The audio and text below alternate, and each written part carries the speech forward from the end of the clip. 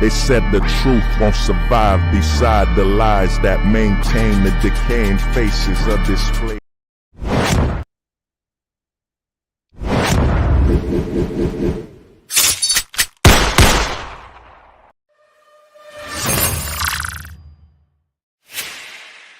Pill ill, y'all niggas better listen. I'm black pill ill, y'all niggas better listen. I'm black pill ill, y'all niggas better listen. I'm black pill ill, y'all niggas better listen. I'm black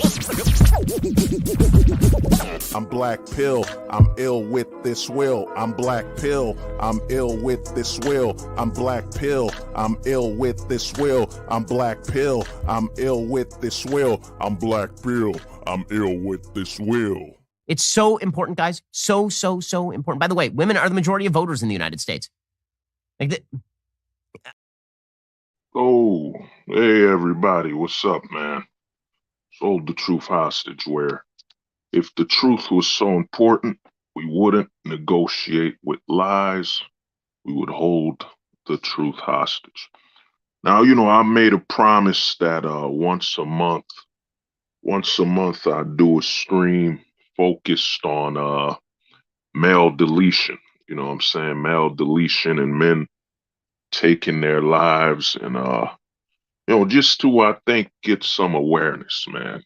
Get some awareness out there, and you just have guys talking about it. So what I'm gonna do is I'm gonna post a link, man. This is a link to a video of Tommy, the White Ranger, and what I would tell everybody is just watch when you get the chance. Just watch about 2 minutes of this video, man. Tommy's wife, Tommy, the Jason David Frank, you know what I'm saying, the White Ranger who died. His wife basically said, he's the love of her life, while after fighting the man, arguing with the man to the point where he took his own life. And then she goes out to say, oh, she loved him, she can't live without him. You know what I'm saying? And the reason I bring this out, the reason I say this is important. Damn, why did it repost this thing so weirdly? It posted it very wrong. But basically, man, look at that link. What happened is she claimed she loved the man and basically drove him to getting that last necktie. You know what I'm saying? She drove him to getting that last necktie, and he took his life. And the reason I say this stream is Society Pro. Damn, give me a minute, man. The banner misspelled it. Give me a minute. Give me a second. 1 second to edit it.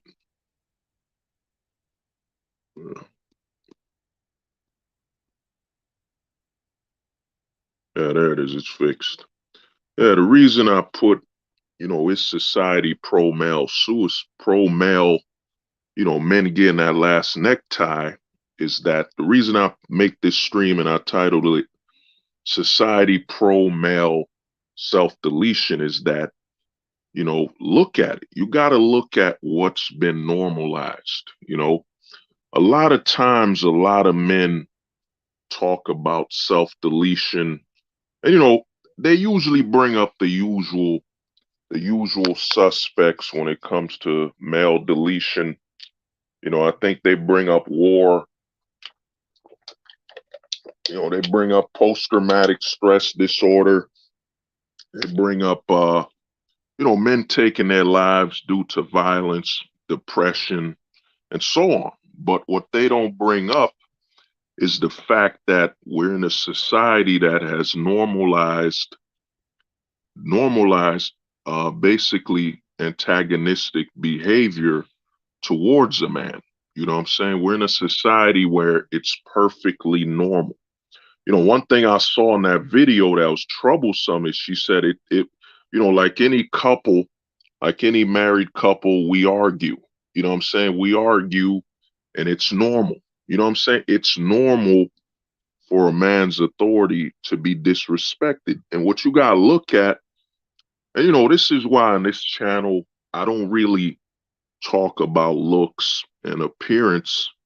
You know what I'm saying? I don't really talk about it. When it comes to a black pill perspective, I don't really talk about looks and appearance because I haven't seen where looks and appearance has saved the man from divorce, has saved the man from child support.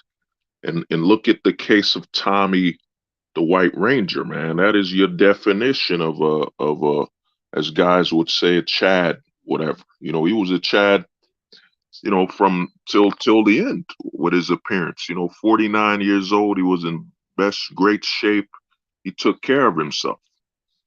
But you gotta understand, man, when Chad Tyrone does not give you immunity to the family court or the divorce or the child support system, what does it matter? You know what I'm saying? That's why on this channel I don't really talk about looks and all that stuff because in the long run, what does, do your looks, you got to ask yourself, do your looks guarantee you, you know, better treatment in the family court, better treatment in the legal system? It doesn't. So, when I see a lot of guys focusing on looks, this and that, I look at it as a waste of time. You know what I'm saying? Your looks, it's a waste of time in a country where your your looks do not protect you from your sex. You know what I'm saying? You being a man, your looks won't help you. You know what I'm saying? When it comes to the family court. Now I know about the Jeremy Meeks thing. Jeremy Meeks got out of jail. Yeah, he got out of jail. You know what I'm saying? But why did he go to jail? He went to jail for, I think it was home invasion or something like that. So basically, he went to jail for a non-woman involved crime. There was no woman involved in that crime. So, he got out. He got out. There's another guy that got out for his looks. And a lot of guys look at it and say, well, man, Jeremy Meeks, Jeremy Meeks got out of jail for his looks. What guys don't get is, the court system, that's just that's a sign of just how corrupt the court system is when they could say, you know what? We'll let a guy out because he looked good. You know what I'm saying? So that basically is the court system confessing that, it's not about if you're innocent or guilty. It's about what the court system finds viable. And in Jeremy Meeks' case, what they found viable was his looks. You know what I'm saying? Just like there's a new guy that got out of jail. I think he had two different color toned eyes. One of his eyes was I think blue or whatever. So, he got released out of jail. You know what I'm saying? A lot of people say, oh man, it's, his looks and all that. No, dude, the court, it's really a hard case for corruption that a court system will let you out of jail because they found you attractive.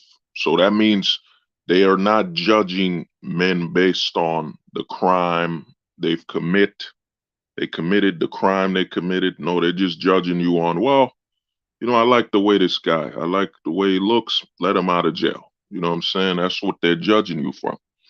But, to get on this stream, to stay on the subject matter, and, this stream won't be too long. Got some things to handle. But the thing is, I think with the way society's set up, with how normalized it has been to basically disrespect men. You know what I'm saying? Normalized. It's been normalized to disrespect, target men, insult them. You know what I'm saying? Without I forget the word. My brain's a little melted right now. Yeah, without ramifications. Without ramifications. So what's happened is, if you're in the, I got some homies here. I've looked up the percentage of viewers. I think I got a lot of people from Germany, a lot of people from the UK. So, you know, you look at America, you look at Canada, you look at Australia, you look at the United Kingdom, you know what I'm saying? And you look at Ireland, you look at some of, you know, think Ireland, you know, they said they had a male drought. You look at all these countries that are Americanized with their legal system, because one of the homies just told me that no fault divorce was just passed in the United Kingdom, you know. So United Kingdom 2022, I think he told me April was when they passed no fault divorce. So basically, you know, dating long-term relationships died in the United Kingdom on 2022 of April once no fault divorce was passed. Because the thing is this, man, once no fault divorce is passed, it basically makes a long-term relationship pointless.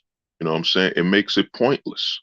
You know, the reason a man gets in a long-term relationship is that he wants to secure his relationship with that woman. So, you know, he'll marry her, you know, he'll put it in the court of law, you know, religion, whatever, he'll marry her because now the risk of losing her is gone. You know what I'm saying? The risk of losing her is gone, and he basically, by marrying her, confesses and makes his commitment, you know, complete commitment. You know what I'm saying? Till death do us part and all that be, you know, all that stuff. So once a man basically does that, he just you know, makes himself married. Give me 1 minute. I gotta look up something quick. Uh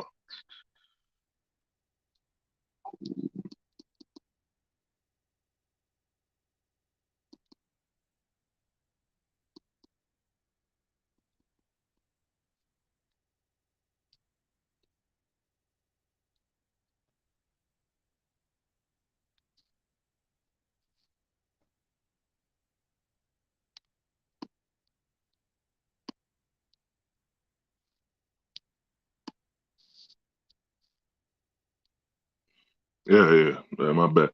So now I wrote this comic, man. It's absolutely free, and you know, it features a very powerful page that hopefully will help you out. You know what I'm saying? Help you when it comes to, you know, avoiding self deletion and avoiding that last necktie. So, you know, when you get a chance, check out this comic book. You know, I wrote it myself, whatever. You know, and there's a strong message against male deletion. But to get back on back on subject is that who is that? Gunner. Oh, Gunner Lip Bomb. I don't know. Oh, what's up, bros? Oh, Gunner, what's good, man? What's good, bro? What's up? Oh yeah, we know that. We know the closet is out here, man. To me, I'll be making a stream on that soon, man. The closet space and the manosphere. You know what I'm saying? Because I think there's a I don't even think no more. There's evidence. There's evidence that, you know, they've always been working on they've been working on for I think over 5 years they've been working on basically not allowing us a male space because you got to look at it, man. When you look at it, you know what I mean? Oh, oh wow. Oh, Gunner, damn. Gunner, man, you went wow. Yeah, well, I mean, there's straight men in the manosphere. It's just that there's a lot of men in the closet. Oh, oh, DMZ. Oh, that nah, man. Well, I was on the stream with MD, man. They questioned me. You know, they questioned me. They said what they had to say, man. You know, I hold no malice. I hold nothing. You know, my record speaks for itself. You know what I'm saying? I've been holding it down, doing nothing but positive since I started my channel. You know what I'm saying? And with the MD thing, I got no problems, man.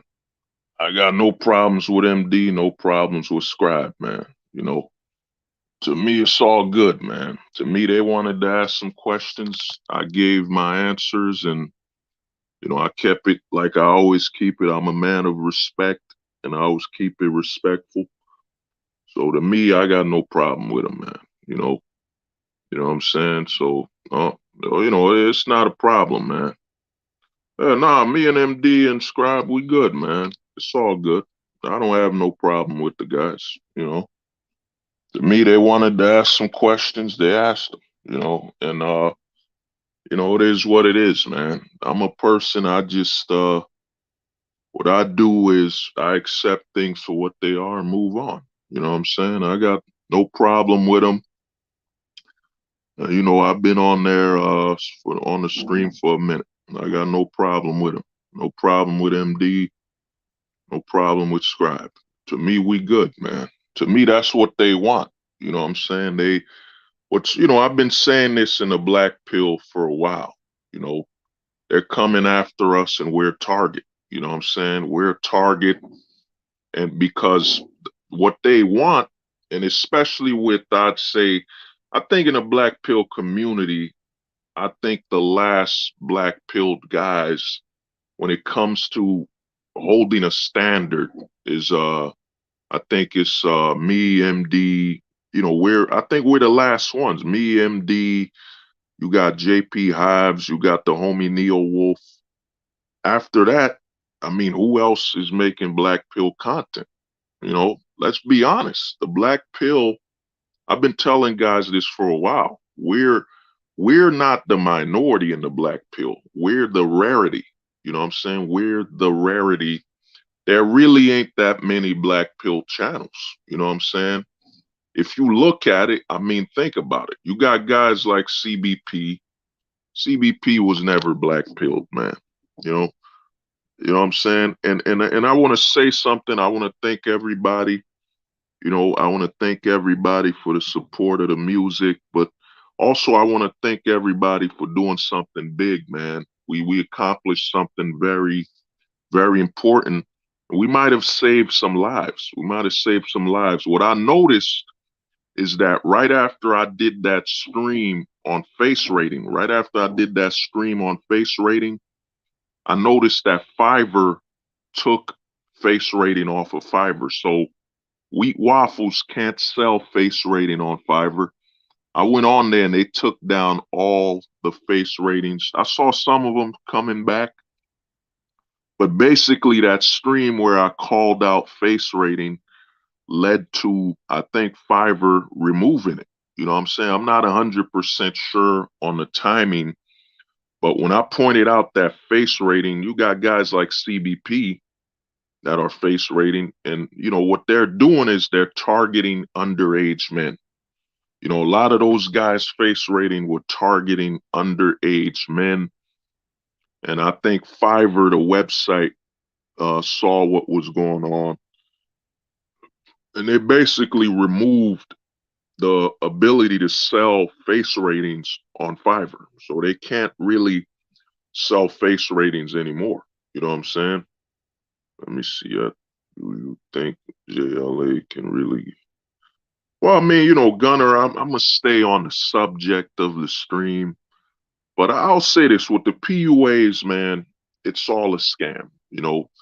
The majority, I'd say I'd say about 100% of the PUA thing is a scam. And I mean, the PUA thing, what you got to understand as a man is the PUAs is actually the sign of just how toxic and poisonous that society is to male authority.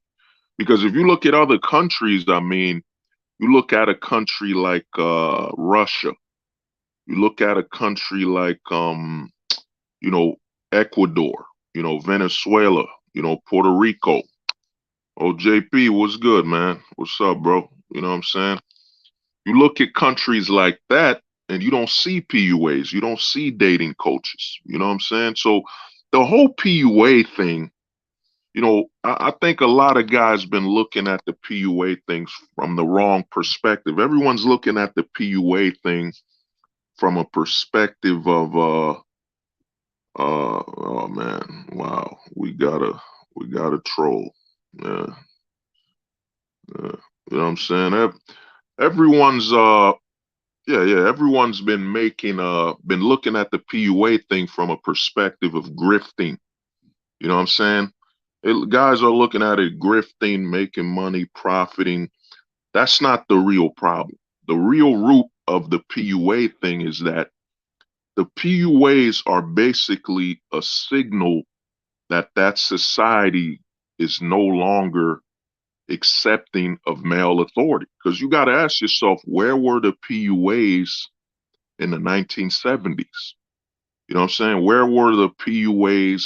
And you got to remember, 1970 was right. 1969, I think, was when no fault divorce was passed. You know what I'm saying? So no fault divorce was passed in 69. And you got to look at the PUA thing. I'm not 100% educated on the PUA thing. Oh, Alex, what's good, man? What's up? I'm not 100% educated on when the PUA stuff started.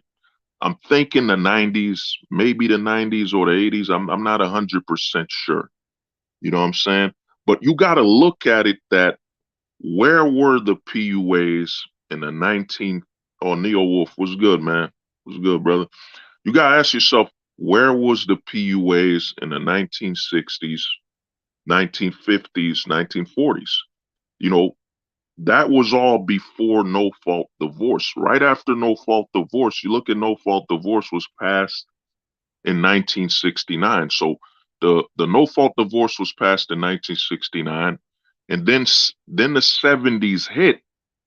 You know what I'm saying? I don't think there was many dating coaches during the 70s, but I think around the 70s you started getting the whole advertisement and commercializing of pimps. So you started seeing pimps in movies and so on. And then you hit the 80s, and I think a lot of guys talk about this movie that started PUAs in the 80s or something. So you see the 80s is basically after 1969 to the 70s, 10 years later, 10 years later, we start getting the whole PUAs thing. So you got to look at the PUAs as basically a symbol that that country is done. You know what I'm saying? Long-term relationships in that country are basically dead. Once the PUAs come into your country and once it becomes a big thing, like I think they said the PUA business is a multi-billion-dollar business. Once you have PUAs in your country, in your culture, that's basically the sign that it's over. It's over, man. That's the sign that your country is done. The men are basically finished because if a man can't walk outside, get himself a woman. You know what I'm saying? He can't just walk to a woman and say, "Hey, how you doing? What's up?" You wanna walk around, you wanna chill or something. If you can't just approach a woman, politely, then your society's broken. Your society is basically for the men. It's done. You know what I mean? I went back to Haiti, man. I was back in Haiti a couple years ago. There ain't no PUAs in Haiti, man. There's no PUAs in Haiti. There's no dating coaches. There's no and the thing about this is I think there's basically marriage I forget what they call them women that basically set up relationships or yeah, arranged dating arrangements where I think they set up dating for high class people. Now, for high class people, it makes sense. If you basically have a high class multi-millionaire and they arrange datings and they set up dates between the high class, you know what I'm saying? The low class people, such as middle class and lower than middle class, if you're in a society where a middle class and a middle class person needs to pay a dating coach, needs to pay a dating advice service, then your country's done. Long-term relationships die. The PUAs basically signal when the death of long-term relationships happen. As soon as the PUAs or as MD would say, the dating roaches, whatever, as soon as the dating roaches start to multiply, that's a sign that long-term dating is dead. You know what I'm saying? If you as a man have to walk around your country and you got to think of pickup lines, you got to think about, all this crap, you think saying the right thing, doing the right thing, then it's done. Because all that pickup in game, when the PUAs talk about game, you know what I'm saying? Game is basically the sign that and proof that you being a man in your country isn't enough. You know what I'm saying? It isn't enough, man. You know, it's a sign that game basically means you being just a good man no longer means anything. It's worthless. You know what I'm saying? That's basically what game is. Game is the sign that your culture has become so corrupt. Your culture has become, damn, I always forget this D word. It's damn, it's not this, damn, I forget the word. But basically game and pickup lines and all this crap, it's the sign that your culture is done. The men no longer have authority. The men no longer basically have any sway. They basically have no sway in it. Because you gotta look at when no fault divorce passed. I'm telling every man, please watch this movie, man. The movie is called Divorce Corp. Watch. In fact, give me a minute. Let me find it. Let me find it quick. Uh, Divorce.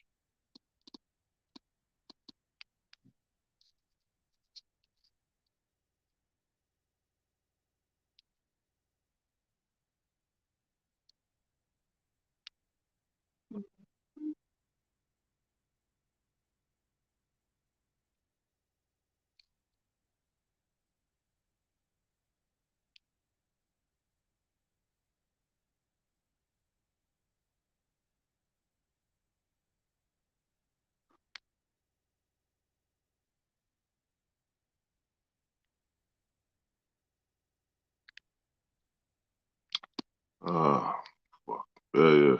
Mm,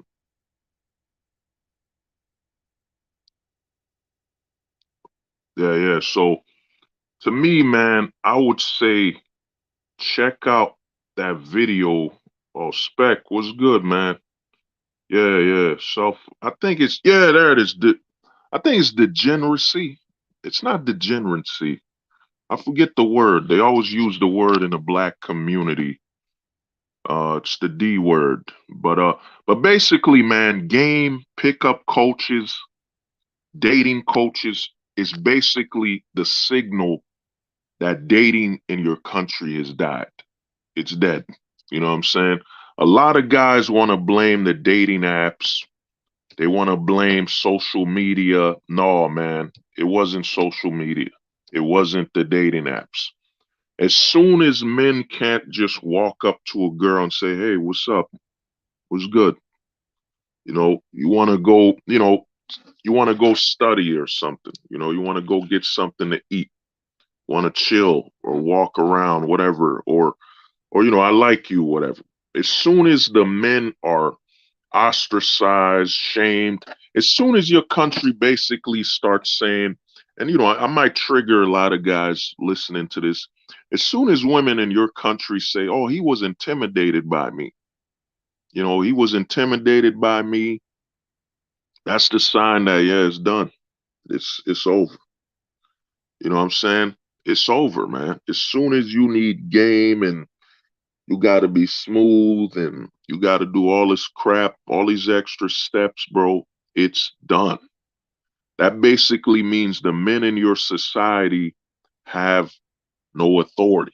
They don't have any authority. They don't have any power. You know what I'm saying? Because you got to look at, I'm telling you guys, I'm going to share it. It's called, when you get the chance, please watch this, man. It's on YouTube. Watch this. It's called Divorce Corp. Watch it. As soon as they said on Divorce Corp, I'd say one of the most important movies you need to watch, with this knowledge is that they said as soon as no fault divorce was passed, as soon as no fault divorce was passed, you know what I'm saying? As soon as it was passed, divorce increased by, I think, over 50%. as soon as it was passed in 1969.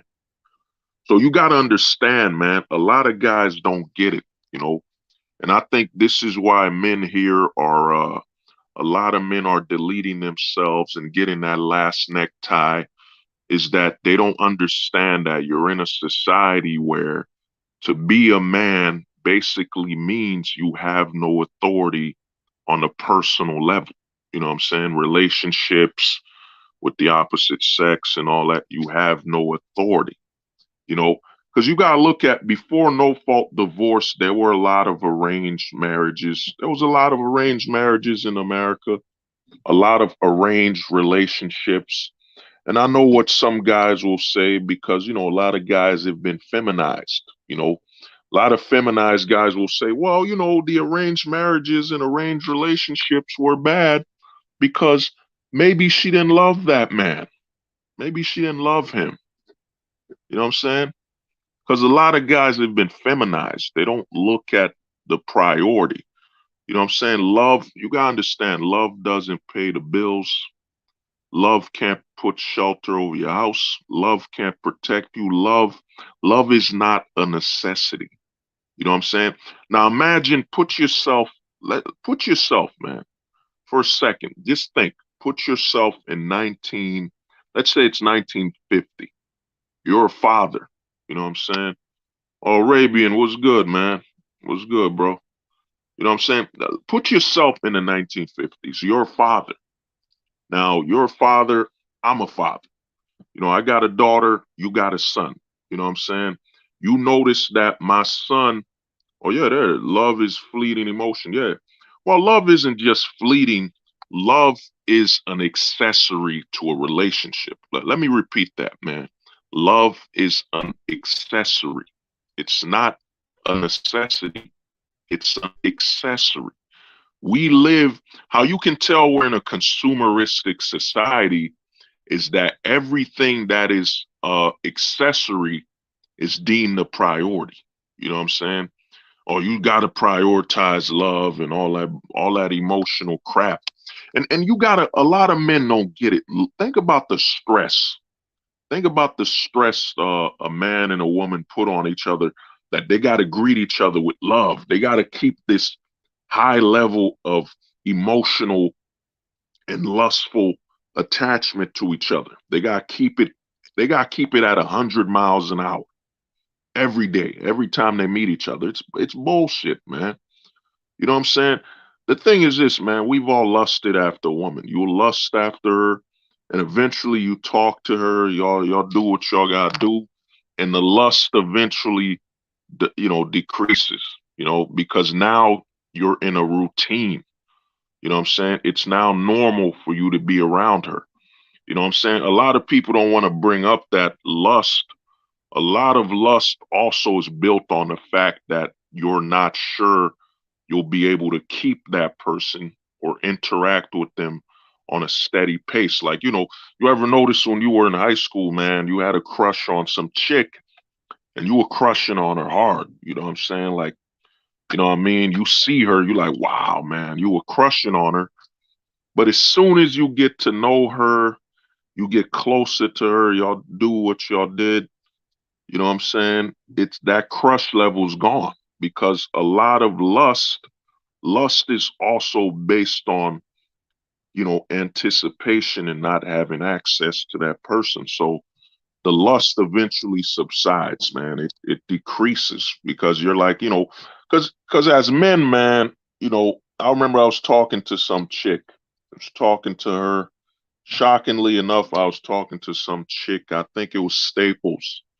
I was talking to some chick and she's like, you know what, I got love a man and all that. You know what I'm saying? Bro, I can't take, huh? Oh, monster. What happened? I mean, you gotta, you have guys basically, because I remember I was at Staples talking to this chick and she told me, well, what is a relationship?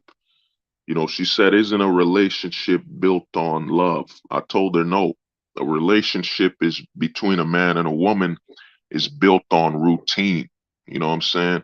Routine, bro. You know, It ain't respect. A man likes to know what's gonna happen. You know what I'm saying? And trust is built on routine. Like you'll get with a chick, you'll talk to her, and eventually y'all build trust. And what trust is basically a routine. You know, now you know where y'all both stand. You could start planning for events. You could start planning what to do with each other. You can start predicting. Because the thing is this, bro, we're men, man. A man isn't about being random, you know, random and just super surprising. No, we're about planning. You know what I'm saying? We're about planning because we know a surprise is supposed to be something controlled. You know what I'm saying? Something controlled. And you know what I'm saying? If you know the amount you're paying for rent, you understand your relationship with your woman, then you can surprise her because you don't have to worry about anything. You know what I'm saying? That's why a relationship is really the whole goal of a relationship is about obtaining a routine. But we're in a society where routine is seen as all. And you got to look at the system we're in. And how you could tell it's anti male authority is that everything that's you would bring into a relationship as a man that's good is seen as negative. You know what I'm saying? A lot of times the media is openly attacking and assaulting men's ideal of bringing, like the homie scribe, like the homie spec said, order and structure is masculine, the emotion of love is feminine. Yeah. So the media, you gotta understand, and a lot of guys here in the manosphere like to talk about, the bad boy. You know what I'm saying? The bad boy, you want to be Chad, the bad boy. A lot of guys don't understand that the media created the bad boy.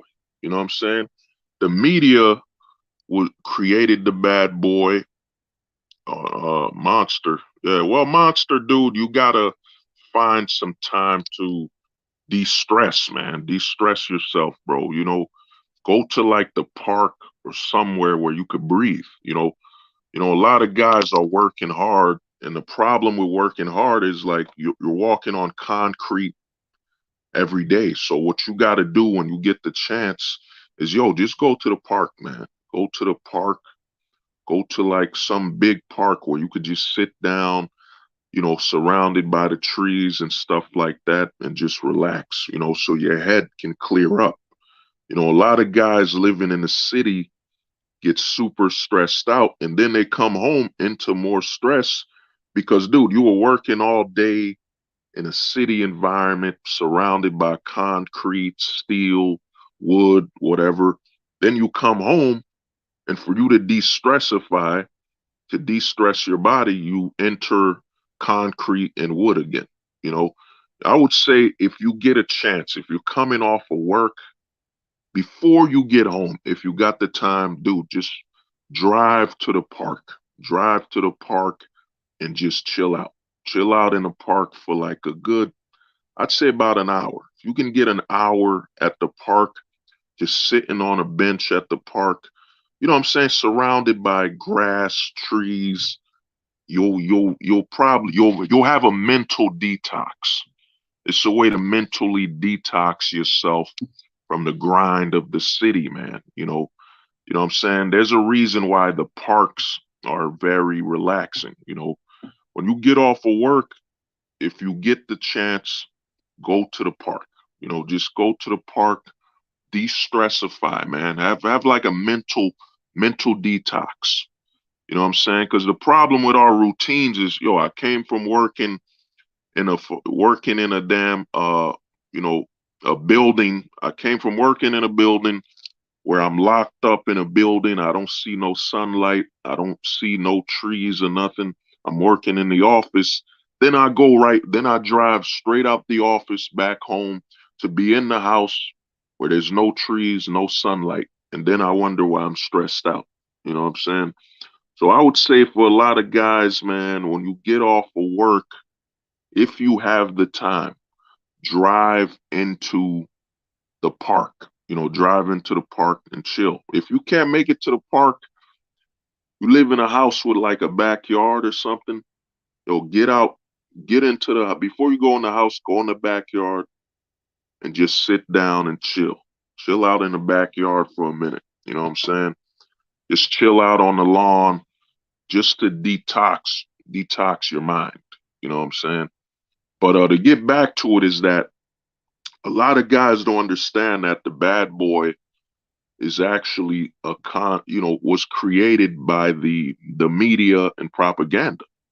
You know what I'm saying? I don't remember when, but they started pushing a narrative that, living in a house, you know what I'm saying? Living in a house, living in a neighborhood where everybody has the same house, same car is wrong. It's boring. You know what I'm saying? It's boring, it's dull. Now, notice the average guy will think, yeah, man, the average guy who's not thinking with the black pill perspective will say, oh, yeah, it is boring, it is dull. No, what they basically did when they said it's boring if you live in a nice neighborhood, if you live in a good community, they basically insulted what the man can provide. So you're telling me a man providing his family a safe location to raise their children, to have a family is boring and it's wrong. You know what I'm saying? That's when the propaganda inserts itself.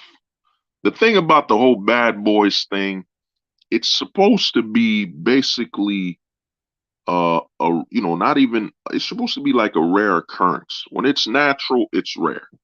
It's rare to not the majority. But we live in a society that basically, and I think it's been since the 50s or something, they've been pushing the narrative that anything a man provides that's stable, that's organized, such as the homie Spec said, that's organized and has structure, is wrong. So that society's breaking down the routine and stability the man brings. You know, that's why I tell a lot of guys, dude, the PUAs, the dating, as soon as the PUAs happen, and some guys are more well read than me, some guys are more research.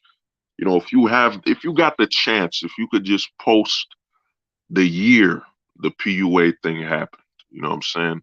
I think it was the 80s, because I remember I was on a stream where they talked about they didn't call him a PUA. I think it was a movie called The Pickup Artist or something. You know what I'm saying? I don't remember, but as soon as you gotta understand, as soon as the system started pushing, you need to be a pickup artist and all that, that basically meant, and the system acknowledged that, yeah, men are done. It's over. The order men had is over. Because let me get back to what I was saying is that in the 1950s, there were still arranged relationships. So let's say you have a daughter, I have a daughter, you have a son. You know what I'm saying? What would happen is the fathers would basically talk to each other, interview one another, and then they would set up their children. They would set up their children to get into a relationship, get married, or whatever. Now, the man and the woman might have not been in love. They might have not been in love. They might have not been in love. They might have not had none of that emotional stuff.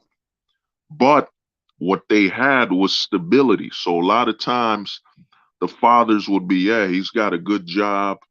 He's a good man. He works hard. He's positive.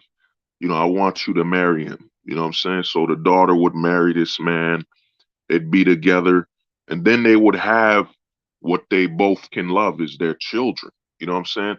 How you can tell we live in a very destructive society is that the system we're in is telling men you have to love your wife. You got to love the woman you're with.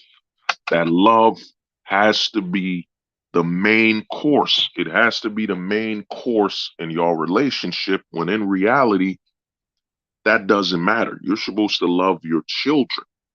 You know what I'm saying? And you got to notice, this is why I say we're actually in a pro male deletion society, or a pro male men getting the last necktie, is that All they advertise is that the man and the woman have to be in love. And you got to ask yourself, how come they're so focused on having love and emotional requirements between the mother and the father? You know what I'm saying? The reason for that is they want your relationship to be strictly built on your emotional connection. So when you sacrifice that marriage, when the man and the woman in that relationship, the children don't matter. You know what I'm saying? The children don't matter because that whole relationship is built on the man and the woman being in love and all that garbage versus the man and the woman are together to experience the woman will experience being a mother, a wife. The man will experience being a husband and a father. You know what I'm saying? That's what these relationships are supposed to be built on. It's supposed to be a life experience, man. It's not about this love and Hollywood crap. It's not supposed to be about that. You know what I mean? Because a lot of guys in the manosphere, and like I said, the black pill, there aren't that many black pillars, man. There aren't that many. I've been saying this for over a year. You know, if you're a man and you're bringing up, well, you gotta love her, you gotta have emotional attachment and to care and all this stuff, then dude, that ain't black pilled, man. You're over emotional. You're in your feelings. You know what I'm saying? And in all honesty, your feelings are a sign of weakness. You know what I mean? That you require feelings.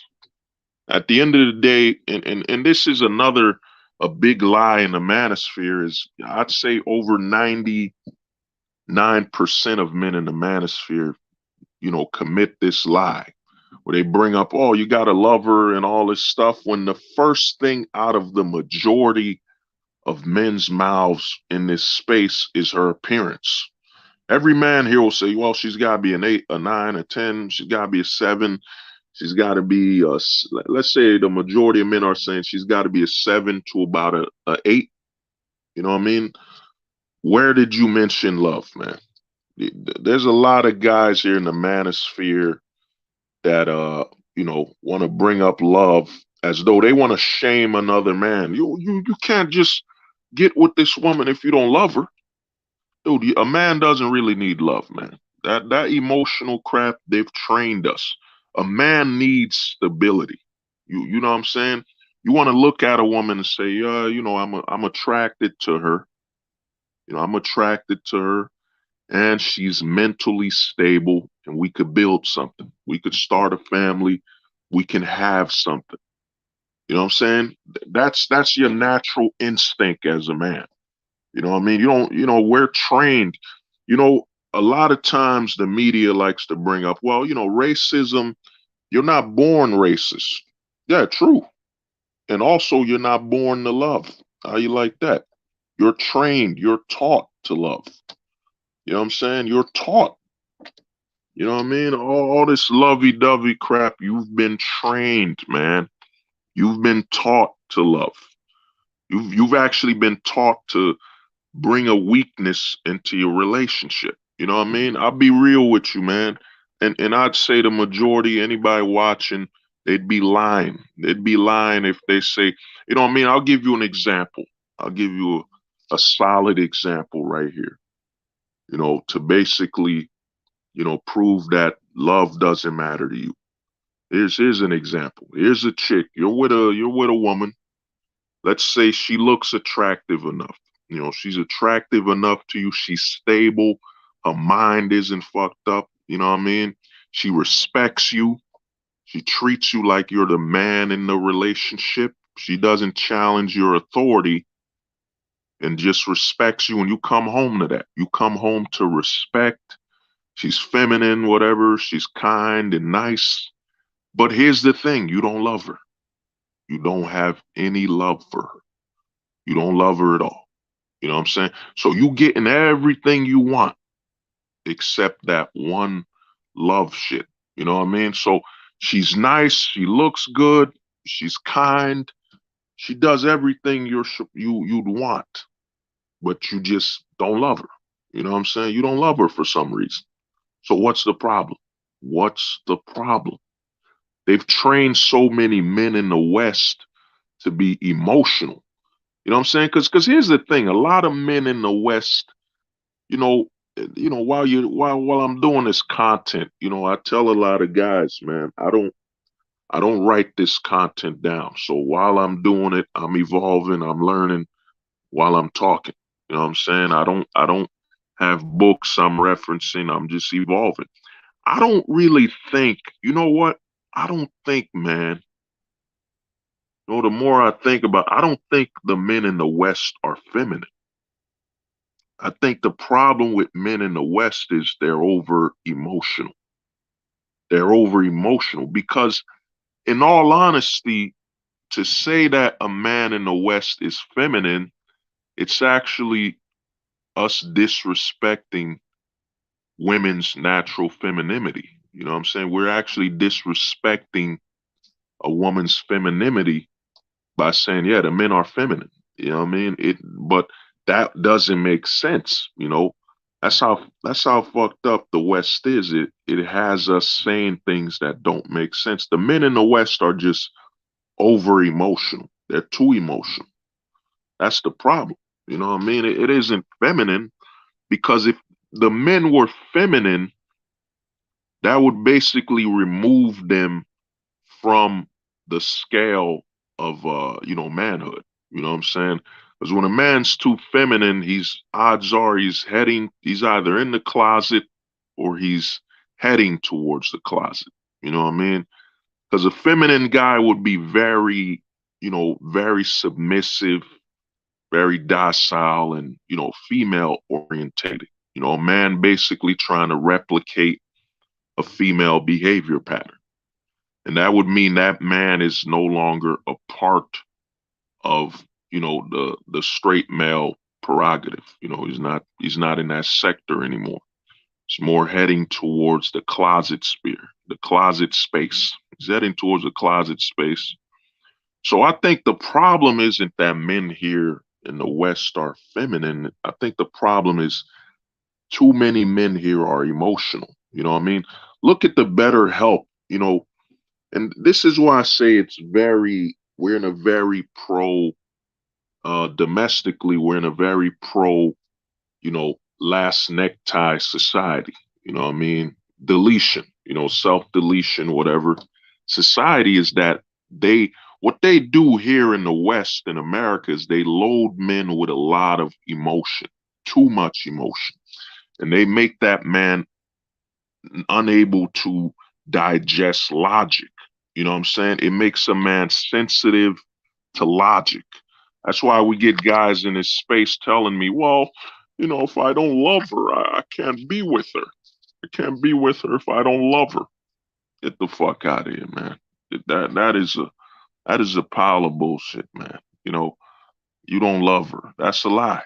You know what I'm saying? There's so many men in the manosphere lying, you know, putting love as a criteria. And then you gotta look at the society. They've trained you. Think about it. You're coming out of high school, or you're coming out of college. You're surrounded by women, and you're basically limiting your pool of women to choose from by saying, I gotta find this one I love, this one that gives me this feeling in my heart and all that crap. You know what I'm saying?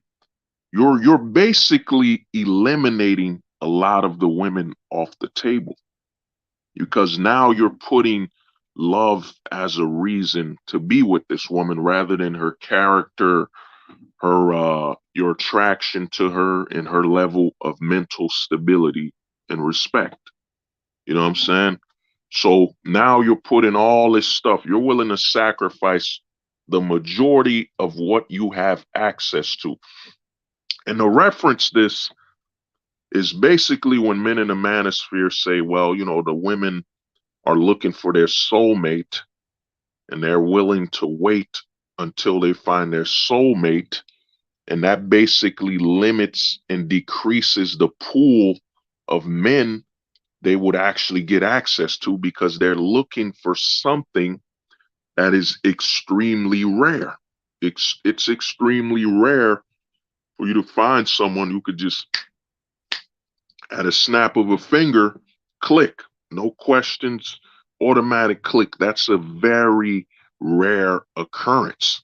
And a lot of guys don't get, this is where the black pill comes in, is that why would our society want us to be looking for love and looking for the most hardest thing to find? Why? Because the society wants you to basically, I forget the word right now, but it basically wants you to disqualify a lot of women. It wants the women to disqualify a lot of men, and it wants the men to ignore the women that basically would supply what the man needs. I mean, you want to be a father, you want to be a husband. You know what I'm saying? So where does loving somebody, does it mean that if you can't love this person, you can't be a father and a husband? You know what I'm saying? They train a lot of men in the West to basically pursue love. They train a lot of men to be so emotional that they basically disqualify the majority of women around them. You know what I'm saying? The majority of women around them get disqualified because the man's ignoring the logical aspect of what he's looking for. He wants to be a father, he wants to be a husband. You know what I'm saying? That's really what the man wants. And that can all be accomplished without love, because love is not a necessity. Love is an accessory to a relationship. It's an accessory. It's not a necessity. You know what I'm saying? So they've trained a lot of men like that. And what this does is it creates something with the women where they're going to be with a lot more men. There will be a lot more promiscuity. Damn, promiscuity. Promiscuity. Yeah, that promiscuity. I don't know if I'm saying the word right. You'll see a lot of that because they've trained her. Well, if you don't click, if you don't love, here's the thing, man. We didn't get this far in this society. We didn't get this far in America, by having men and women only being together based on love. The majority of men and women together were in a loveless relationship. The majority only loved their children. You know what I'm saying? And there was different levels of love. Father's perspective on loving his children is different. That's his property. You know what I'm saying? That's his legacy. The mother, on the other hand, it's emotional. It's an emotional connection. That baby was inside her womb. That life developed inside of her. That life literally changed her. So her connection to her child is very, very, it's emotional. It's physical. A mother and her children, it's like an outer body, inner body experience for them, because, dude, that kid literally grew inside that woman, and then she pushed it out. The father, on the other hand, yeah, he loves his children, whatever, but it isn't like he experienced, his connection to them will never be as strong as the mother. But we live in the West where they put a competition between the mother and the father, because they're pushing this negative agenda that men and women are equal, which is a scam. And they put that on everything. The man and the woman can love the child as equally. No such thing, man. No, you know what I'm saying? No one will ever love a child like their mother. They're not their father, not even their father. Your father can, he'll love you. You know what I'm saying? But at the same time, the way you designed as a man, your father isn't loving you from a permanent attachment perspective, because your father wasn't involved in you coming out of this world. You know what I'm saying? Or you growing, or whatever, you developing. Your father basically is an exterior parental figure. You know what I'm saying? Your father's an exterior parental figure, and your mother is an interior parental figure because, you know, the child literally grew inside that woman. You know what I'm saying? Then she pushed the child out, you know. But you know, to me, man, the system we're in, you know, has pushed it's pushing an anti-male authority prerogative. I was talking to and the reason it's so hypersized, you know, it's so inflated and increased is that everything's operating. It's the perfect storm, man. It's the perfect storm towards the destruction of a man on a personal scale. It's the perfect storm. You got the no fault divorce laws, you got the child support laws. Everything is designed. And let me play this thing. You play it right here. Give me 1 minute. You know what I'm saying? It's the perfect storm, you know? It's so important, guys. So, so, so important. By the way, women are the majority of voters in the United States. It's so important, guys. So, so, so important. By the way, women are the majority of voters in the United States.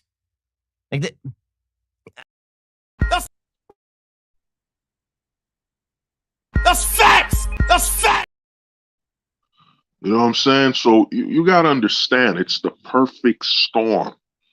It's the perfect storm towards the destruction of a man if he invests personally. You know? Oh man, oh Pocket Jacks, what's good, man? What's up?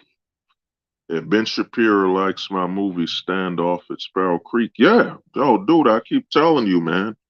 You need to make that documentary, man. You know the documentary I'm talking about. That CG documentary. It's time you clip This Week in CG and man, turn it to a document, man. Come on, man. It's time, bro. Do it. You know, it's needed, man. You know what I mean? It will be the greatest documentary in the pop culture sector, comic wise, you know. But yeah, Ben Shapiro tells you, man, you know, and this man right here, man, if you don't know, this man's a legend. This man represented himself. You know, he represented himself in the family in a divorce, and he won. You know, he won.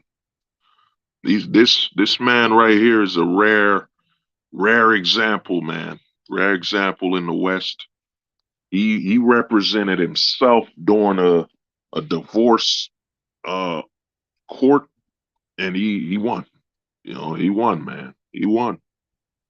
You know, he won, man. And you know, I always talk to him about that and tell him that's super rare, man. That's super rare. He walked into the court by himself, represented himself, and he walked out the divorce court and won. You know, he won. You know what I'm saying? He won, man.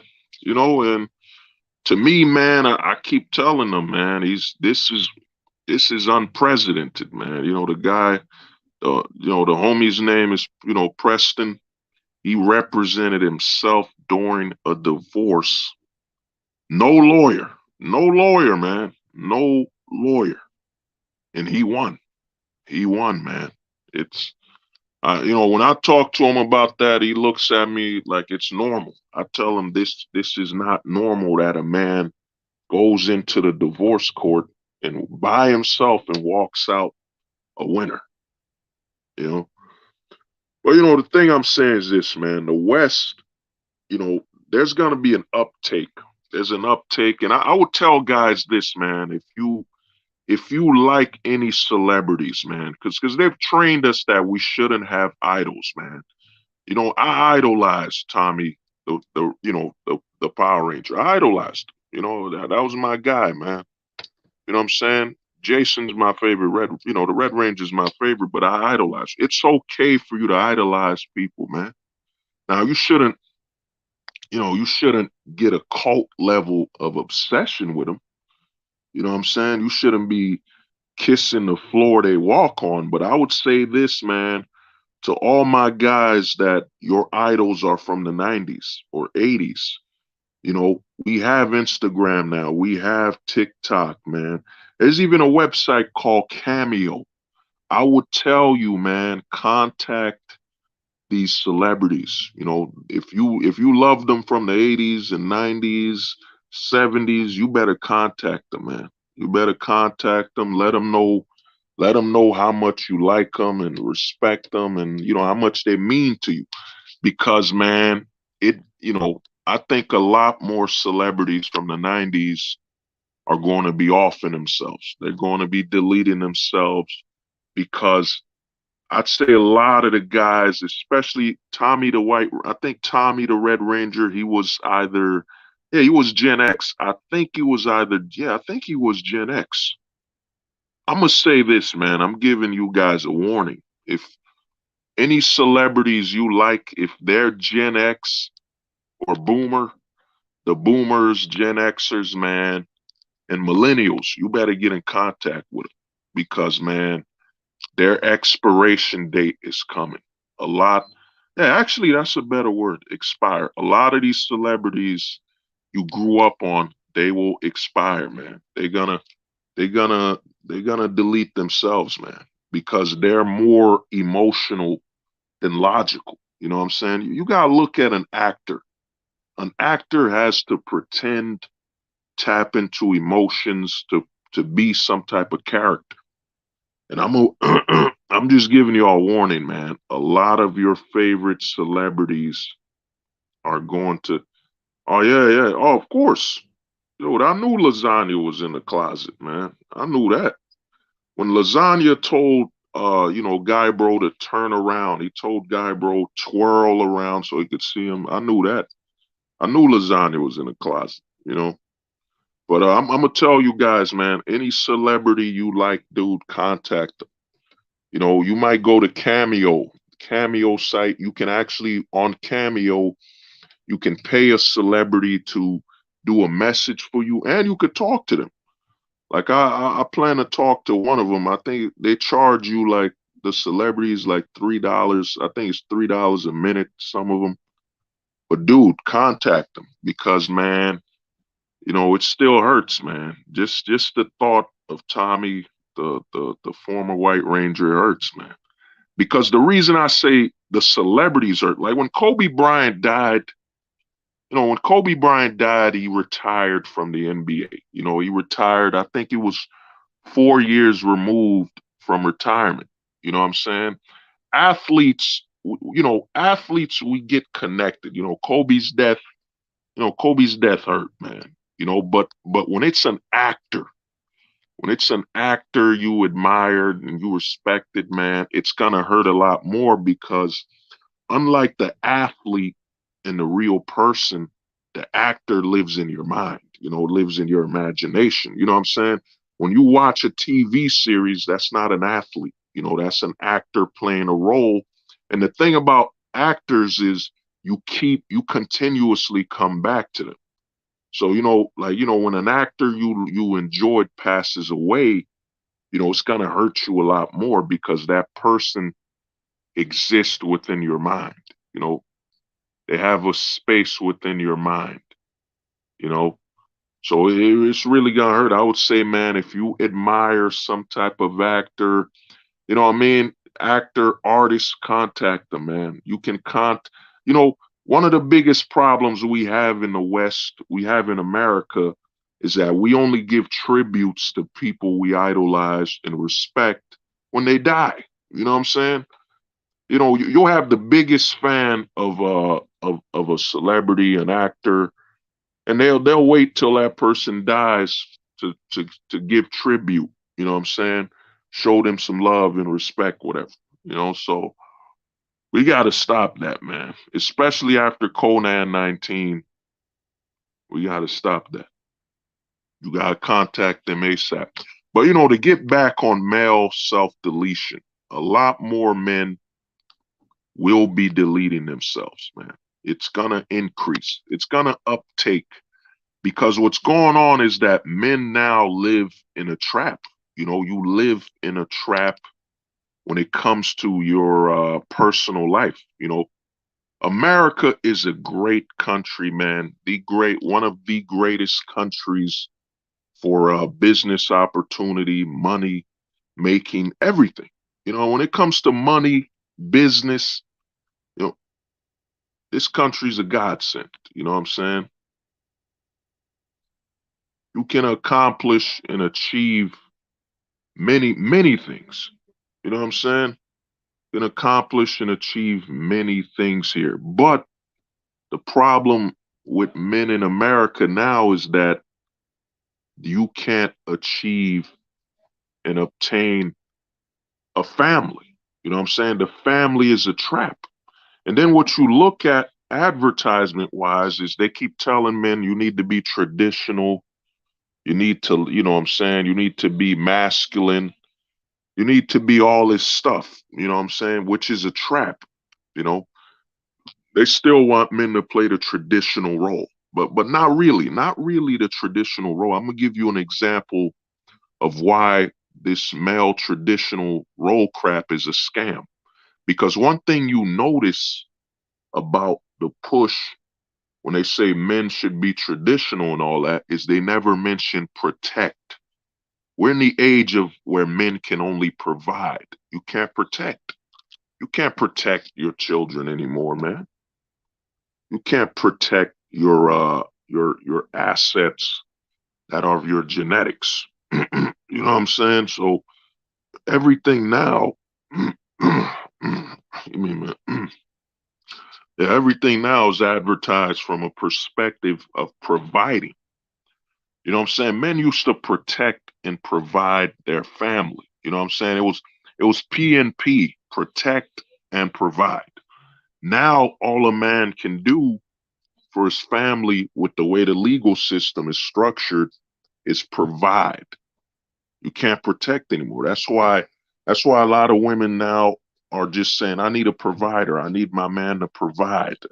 Because, you know, one thing I give women, they adapt. They adapt to the system because they've always had to adapt to the laws of man. You know what I'm saying? To the laws of man. So what you have now is a lot of women basically saying we need a man to provide. You know what I'm saying? Because women understand that that's all this man can do. All a man can do is provide in his relationship. He can't protect it. You're not in a legal system where you can. I mean, I used to, Mike, what's good, man? What's good, bro? What's up? You know what I mean? So all a man can do is provide.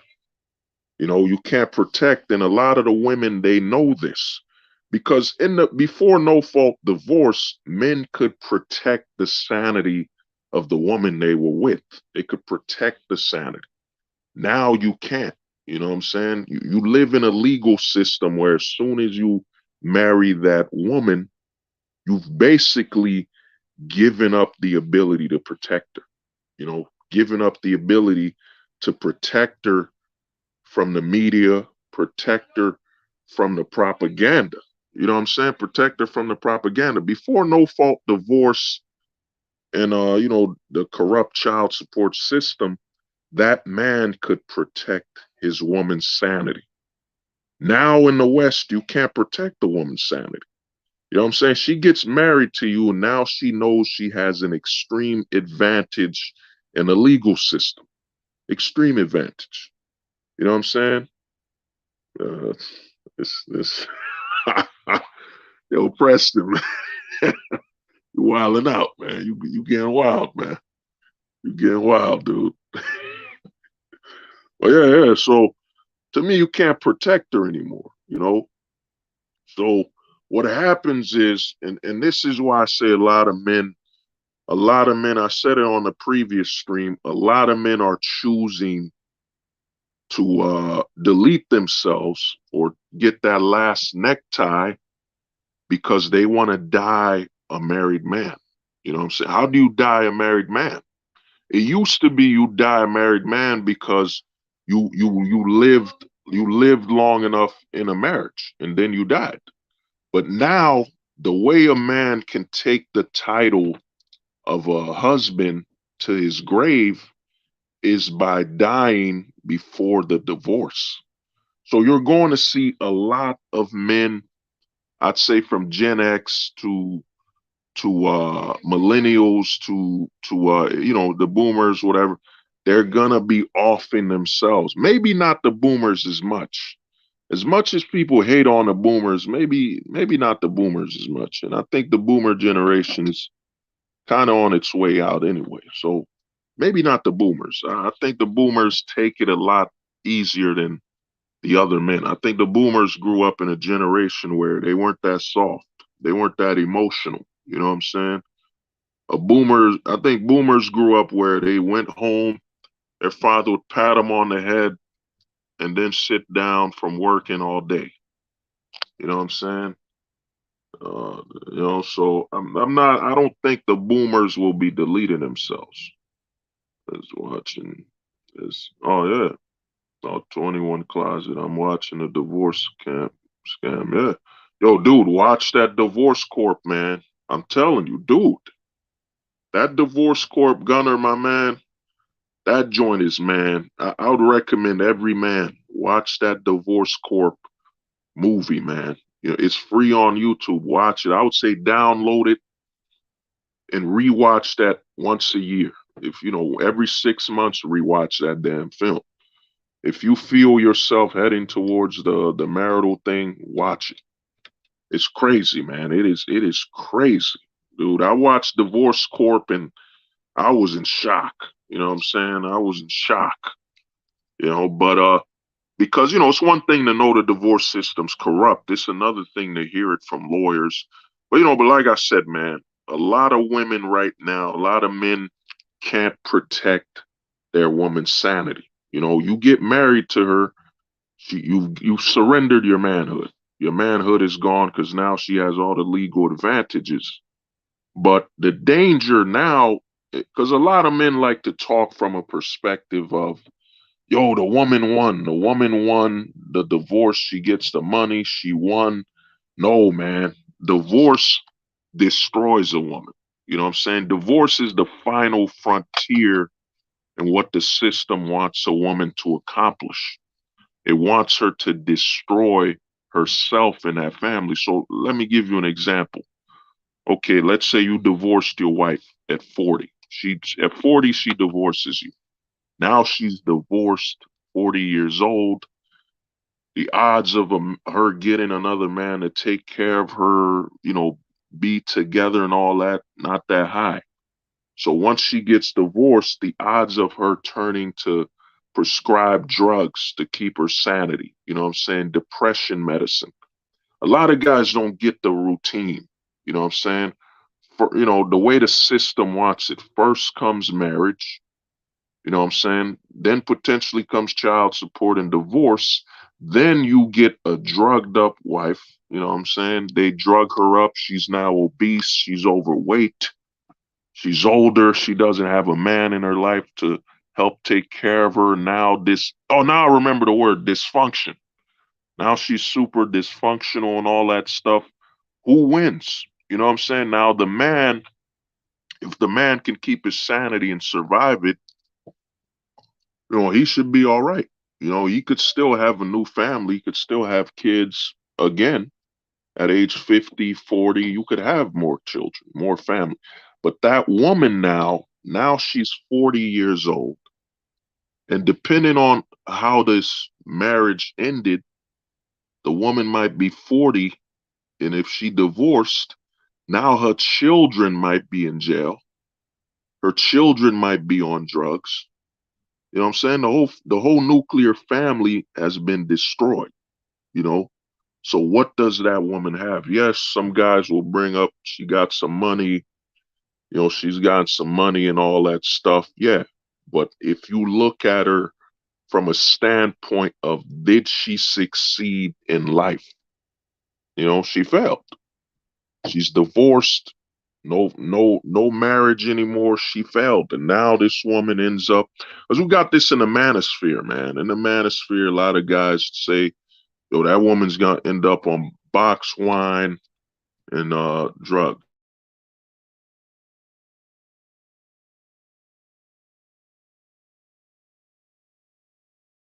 I mean, I'll be right back.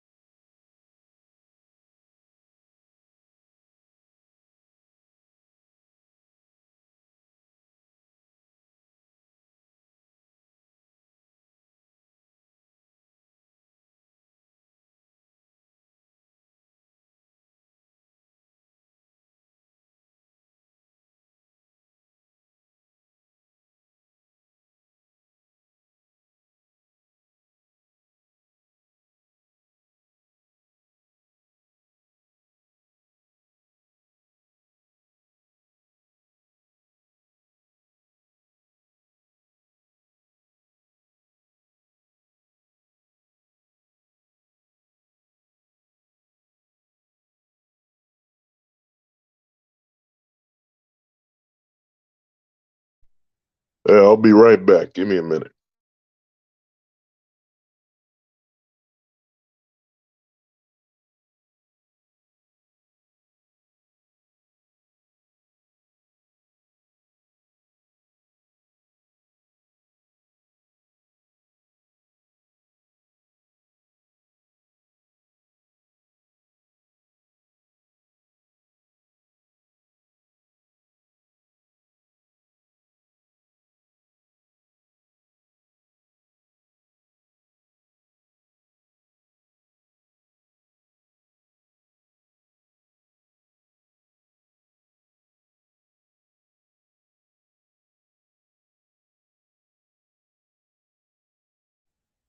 Yeah. Well, like I said, man, the thing is this: a lot of people in the manosphere online look at it as a positive.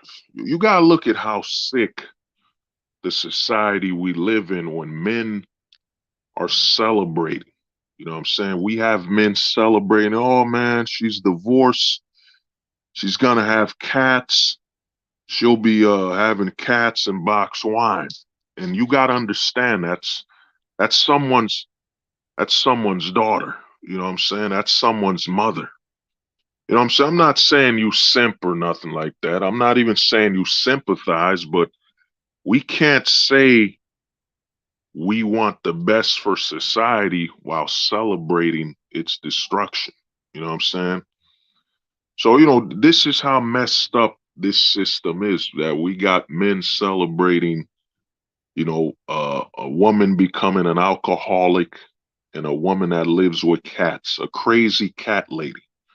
And these men are basically celebrating this as a sense of validation, a sense of happiness that, oh man, she's gonna end up a cat lady, she's gonna end up alone and old, and they're celebrating. Like this is a positive for our society. You know what I'm saying?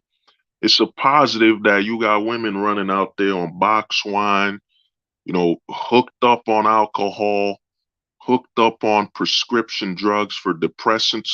I forget the number, but I think somebody said the number, I think it's one out of, not one, I think it's out of 10 women, I think it's 5 to 6 of them are on prescribed this depression medicine or something like that. I forget the number. I forget the number, which number it is, but they said I think for every 5 women, there are 3 on prescribed drugs, drug prescriptions. So what you got to look at is the divorce system feeds right into the pharmaceutical industry. You know what I'm saying? And if the woman becomes super depressed and gets on drugs, prescription drugs, medicine, it benefits it benefits the big pharmaceutical, you know. And the man, a lot of men will tend to walk away. I don't think a lot of men after divorce get on depression medicine and all that. We tend to either bottle it in or just say fuck it and move on with our lives. You know what I'm saying? So to me, what's happened with the system is that, man, a man can't protect. And a lot of guys, when they hear me say you can't protect, oh, you can't fight for your woman and your family. No, it's not that. A man's authority was like a shield. It was like a wall. It was to protect that woman. When she would walk in the house and think about, yeah, I don't want to let my man, she would say she doesn't want to let her man down. You know what I'm saying? She don't want to let her family down and her man. So this woman would stay healthy. This woman would eat less. A sign that a woman doesn't respect the man or the relationship they're in is her weight. If a woman's in a relationship with a man and she gains a lot of weight, she becomes less healthy, she becomes more overweight, it's a sign that she doesn't respect this relationship. And in fact, it's a sign that that man has no authority. Because if that woman respected that man and he had any authority in that relationship, she'd be healthy. She'd want to present to that man her best, you know what I'm saying, her best physical representation, her healthiest, you know what I'm saying, her most attractive weight would be for that man. She'd be going to the gym, but she want to look good for her husband. You know what I'm saying? Not because, well, you know, she want to fit some type of popular clothing brand, you know, that's promoting you know, sexuality and all that crap. You know, it would be she wants to be healthy for her children and her husband. You know what I'm saying? We know men in the West no longer have that ability. You know, this is why I say hookup cultures, you know, it's the end of the line. This is why hookup culture will be the only option. And you know, like tell a lot of guys, man, you know, another thing I keep telling people is, man, this is why, oh man, whatever happened? You know what I'm saying? I can't find it. Give me a second. Where are you? Give me a second. You know, you know what I'm saying?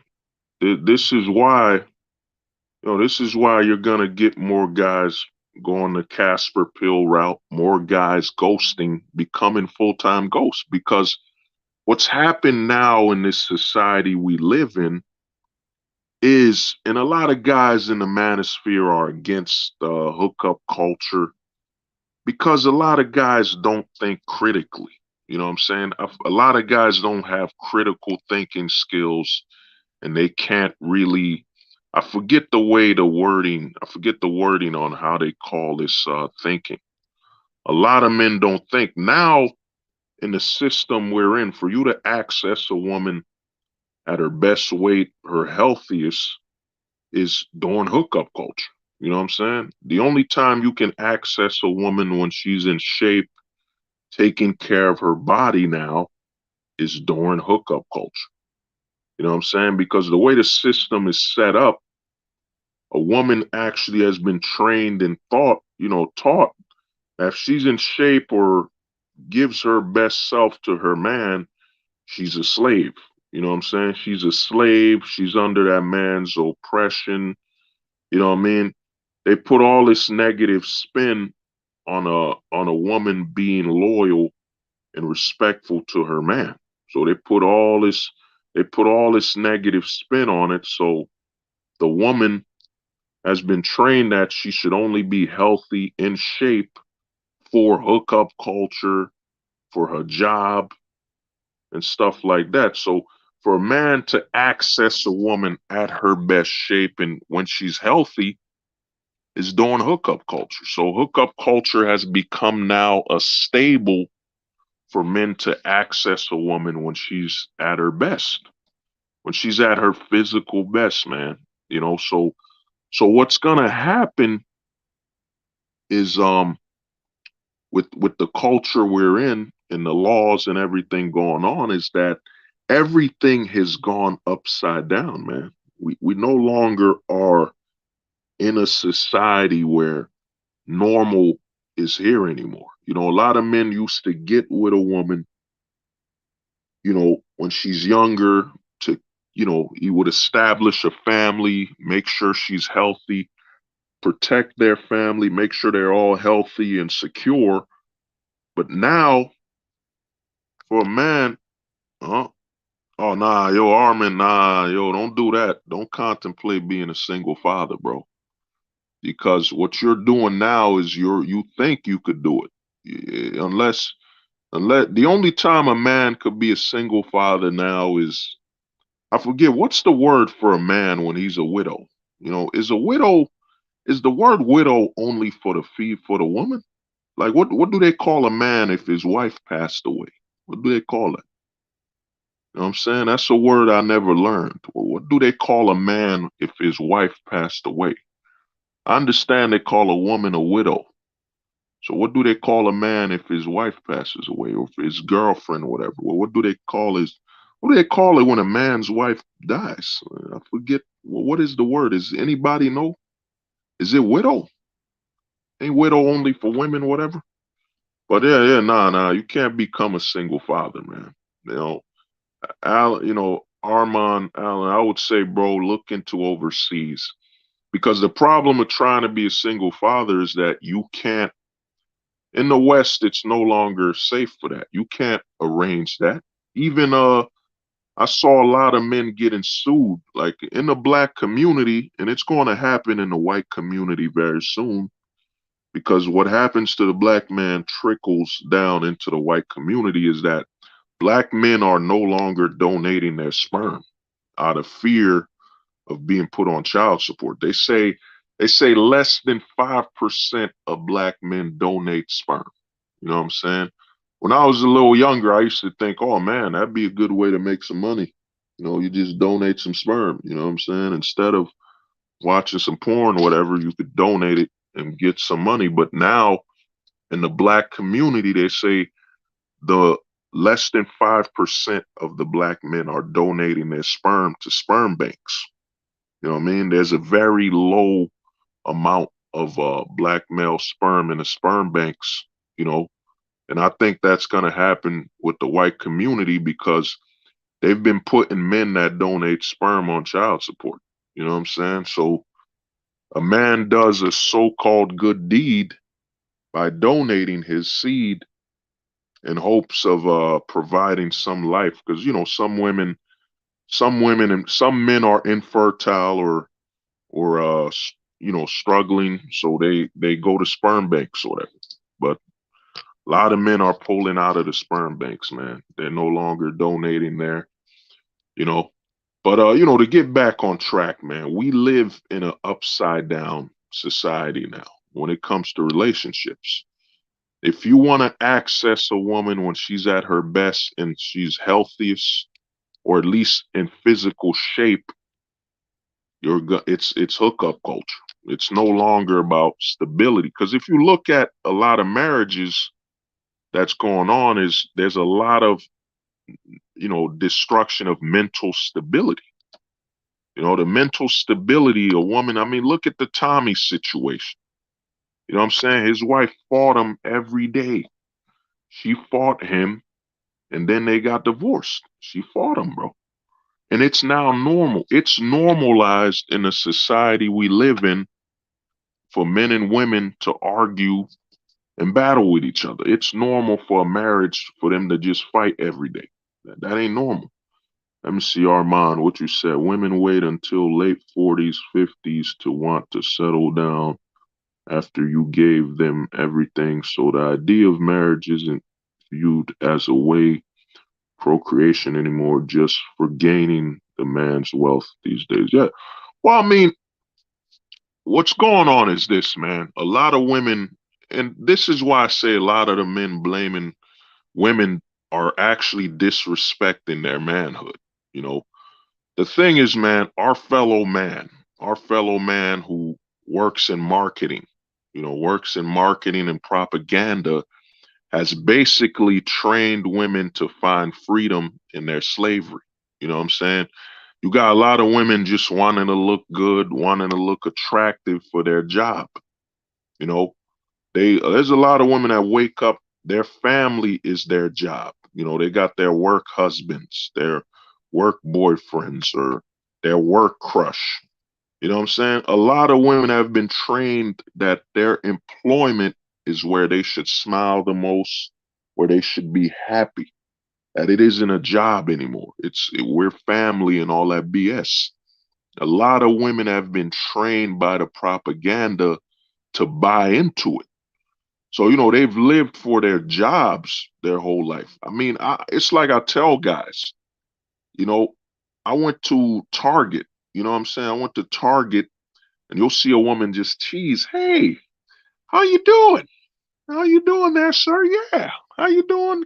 Thank you for shopping at ShopRite. But you meet a woman outside of that, you talk to her. I mean, you know, if she's attracted to you, you know, I've seen that, you know, I got to start carrying a business card. You know what I'm saying? I would tell some of the homies, man, watching this, yo, man, make a business card for your burner, man, for your burner number. You know, make a business card. I think the business cards are like $8. You get $8, you get 1,000 of them. So make some business cards for your burner account. And you know, when you see a chick smile at you, talking to her, whatever, yo, just hand her that business card. You know what I'm saying? Hand her that business card, and if she hits you up, and the business card, put your Instagram on there, and you know what I mean, put your phone number, your burner number. You know what I'm saying? Your burner number, and you hand it up there. You know what I mean? But the thing you gotta understand is, man, we're in a society where society has chosen to manipulate uh, a false narrative of the battle of the sexes, when in reality, there's no such thing. There's no such thing as a battle of the sexes. It's really just political propaganda, and it started years ago. I remember watching I Love the 60s, or it was on VH1, where they would say, I love the 70s, I love the 60s, where they would highlight, while women wanted to be free, daughters were tired of seeing their mothers work as slaves in the household. And this was written by the propaganda, man, to install a level of entitlement, a level of freedom. I mean, think about it. How can a mother helping her children be a slave? Like, what mother would wake up and say, well, I'm taking care of the household, I'm taking care of my children, she's a slave? No way. So the propaganda started in the 60s with magazines where it was funded. That's why the battle of the sexes, it's not organic, man. It's not an organic thing to see this whole battle of the sexes BS. You know what I'm saying? Let me see, man. Morale, and I'm married, but my wife is a surgeon and I help her get the job. And now I don't see her having kids in a while if she works a double shift throughout the weekend, even the weekends. Well, I'll say this, man. If she doesn't, the thing is this with work, a lot of women don't get it, man. They're supposed to work after the children. They have the children while they're young, then they pursue their job. You know what I'm saying? Then she could be a career woman and all that. The problem with a lot of women is they're doing it in reverse. They want to go down their youth pursuing their career and then have the children when they're older and more tired, and there's a higher risk of developing mental illness in that child. You know what I'm saying? Yeah, so I would say, Amir Allen, dude, if you're in that situation, I'd say, yeah, you might want to file that divorce. You gotta be the first one to file it. If the signs, if she don't want to have your kids, if she don't want to put it all, put her career on hold to start a family, then yeah, you gotta end it. Because you gotta look at it as, a lot of guys, I've seen them, guys I've talked to, where they say, well, I want to have a child, but my wife doesn't, so I'm gonna wait. Really, that's just that man rewarding her. You're rewarding her with authority to decide on not having your children. You know what I'm saying? You're actually creating the issue. You're creating the resentment. If she don't want to have your kids, man, that's a sign that, yeah, I gotta leave. I gotta go. This is what you want to do. But at the end of the day, you gotta know the laws of the West. You gotta know the laws of child support and all that stuff. I'm not a supporter of having children in America, Canada, Australia, United Kingdom, Ireland, any country that's similar to America when it comes to how the family court is handled. I wouldn't do it, because then you're sacrificing those kids. To me, the only place you should have children is if you can guarantee you will be in their life. You can guarantee stable access. If you can't guarantee access to your children, what's the point? There's so many men here that are playing a dangerous game for the children, man. You know what I'm saying? What man wants to have children so he can rent and lease them? You know what I'm saying? Custody battles and all that. It's renting. Like, why would you have children so you can rent them? You know what I'm saying? You can rent them instead of having full access to your children, until the day you die. You know what I'm saying? What's the point? What's the point in bringing life into this world if you can't have access to them the whole time they're alive? What's the point? You know what I'm saying? What's the point? That's why I tell people the United States, the way the marital system is set up, we don't have a government. We have a government with a God complex. And that government, we don't have a government anymore. We have a God verment. We've been in the age of the God verment since the 1800s. You know what I'm saying? When the government made laws based on what the church deemed illegal. Like the church in 1870 made it illegal to have polygamous relationships. And then the government came in and said, we should do it too. But why? You're a government. You're not a religion. You know what I'm saying? A government should not seek to reflect a religion. If a government seeks to reflect a religion, that government has a God complex. You know what I'm saying? Then the line between government and religion is blurred. You know what I'm saying? Because the government has a God complex and is doing things based on wanting to be a God. That's why having children here in America, it's a sacrifice, man. You got to look at having children here as a ritual. It's a ritual and a sacrifice. You know what I'm saying? Because what are the odds of your children growing up till 18 to being in your life, you know, the whole time?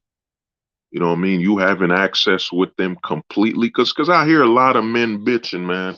I hear one of the worst things where men said, well, I got 50-50 custody. I got 70-20. Dude, those are your fucking kids, man. You're not supposed to have 50-50 custody of your damn kids. You're supposed to have 100% custody, anytime custody. You know what I'm saying? If you want to send your kids to boot camp, oh, Bronzeberg, what's good, man? Bronzeberg, what's up, bro? You know what I mean? You're not supposed to be battling custody. You know, only in America, man. America and Americanized countries where men will be proud that they have 50-50 access to their fucking children. You know what I'm saying? And pretend to be a proud father. You know what I mean? Be wary before you carry. Yeah. Peace, Bronzeberg. Yeah, we gonna collab soon, man. I think me and you got, because I want to do a video on hip hop, man. You know, I think we got collab one of these days, man, on a live stream. You know, I'd gladly do it on your channel. I think we need to do a live stream potentially on, you know, hip hop culture or the state of the black community or something. We got collab on something, you know, but yeah, to me, man, in the United States, you got men bragging about having 50-50 custody. It's crazy, man. It is the definition of failure. Oh yeah, yo, Bronzeberg, I got you, man. I'm gonna email you and try to set it up because I think I've been watching some of your videos, man. We gotta chop it up, man. We gotta talk. You know, we won't agree on everything, but I think conversations needed. You know what I mean? I truly believe, see what you said there, Armand. I truly believe it shouldn't be illegal to be polygamous if it's in your religion, and women and men agreed. Yeah, well, I mean, Armand, the thing is this, polygamy should be legal. Polygamy and prostitution should be legal because we live in a government. You know, the country's governed by a government body, not a religion. It don't matter if the Christians deem polygamy wrong. It don't matter if the Muslims deem polygamy wrong. It don't matter if the J team believes polygamy to be wrong. It shouldn't matter what a religion chooses and how that religion chooses to, you know what I'm saying, base the interaction between man and woman. It shouldn't matter. But we live in a government with a God complex. The government we live in has a God complex. That's why polygamy is illegal. That's why prostitution isn't legal federally or polygamy, because we live in a government with a God complex, you know what I'm saying, that seeks to basically, you know, oversee people like a religious thing, you know. That's why if you look at it, look at how much people are battling for the left and the right. You know, Democrat, Republican. Like it's become a war. You know what I'm saying? Some people are literally disowning their family. Like there are people disowning their family if you vote Republican. There are people disowning their family if you vote Democrat, because we don't live in a government, man. We live in a godverment. You know what I'm saying? It's like factions, religious level factions. You're a Democrat, I'm a Republican, and we're having a crusade. It's a war. You know what I'm saying? It's a religious level war between political factions. You know, that's how you know we don't live in a governing body. We live in a godverment. We don't live in a country governed by man. We live in a country governed by a government with a God complex. You know what I'm saying? But you know, I will say this, you know, because this stream is about prevention. I'll touch up on one more thing before I bring up the positive. The thing is this, the reason marriages are failing now is, like I said, men can't protect the sanity of their women because they don't have authority. You got to look at the the barrage the women are facing. You know what I'm saying? They got the media telling them they're slaves if they're in a long-term relationship.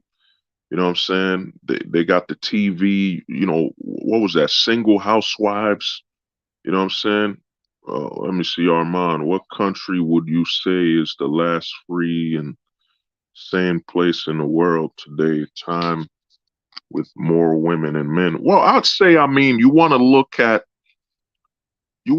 at places in South America, Eastern Europe, super Eastern. You know, the thing is this, or Africa, India. There's a lot. The thing is this, dude. The United States, the West isn't that big. You know, if you compare America to the world, it's not that big. America isn't the end all be all. Canada isn't the end all be all. You know, United Kingdom isn't the end all be all. Ireland isn't the end all, you know, the end all be all. Germany, you know, Australia, dude, there's other countries all over the world, you know, and you know that we got to open our horizons, man. A lot of men need to return to nomadics, you know, nomadicism. You know, the worst thing the government fears and the political system fears, well, not really the government, not the American government, maybe Australia, because America, in all honesty, America doesn't care where the men go. You know, America doesn't care if you take your passport and fly overseas, because America is the world. You know, the currency, the dollar is traded all over the world, which means, you know, United States of America affects every country in the world. You know what I'm saying? So America doesn't care. America doesn't care if you pick up, get your plane ticket, fly to, let's say you fly to South America somewhere. America doesn't care. You're just gonna bring your American your American beliefs over there and change the people a little. You know, America doesn't give a damn. You know what I'm saying? Now Australia, Germany, all these other countries, they care. You know, I got some homies. Some of the homies hit me up from, you know, Sweden right now. Sweden is having, I'm not sure if it's Sweden or Germany, but they're having a problem where men in their country are basically importing or marrying women like Chinese women or Asian women in Sweden. You know what I'm saying? And they're ignoring the regular population of the women. You know what I'm saying? Like countries outside of America do care. Australia does care if their men wake up and leave. You know, Canada cares. You know what I'm saying? There are America, you know, there are countries. I'll give you an example. Canada, Germany, United Kingdom, London, Australia, any country that's too Americanized with their legal system when it comes to the family court, they care if their men up and leave. America, on the other hand, America doesn't care. You know what I'm saying? America is the global real estate. Everyone in the world wants a piece of America. Everyone. You know what I'm saying? Everyone.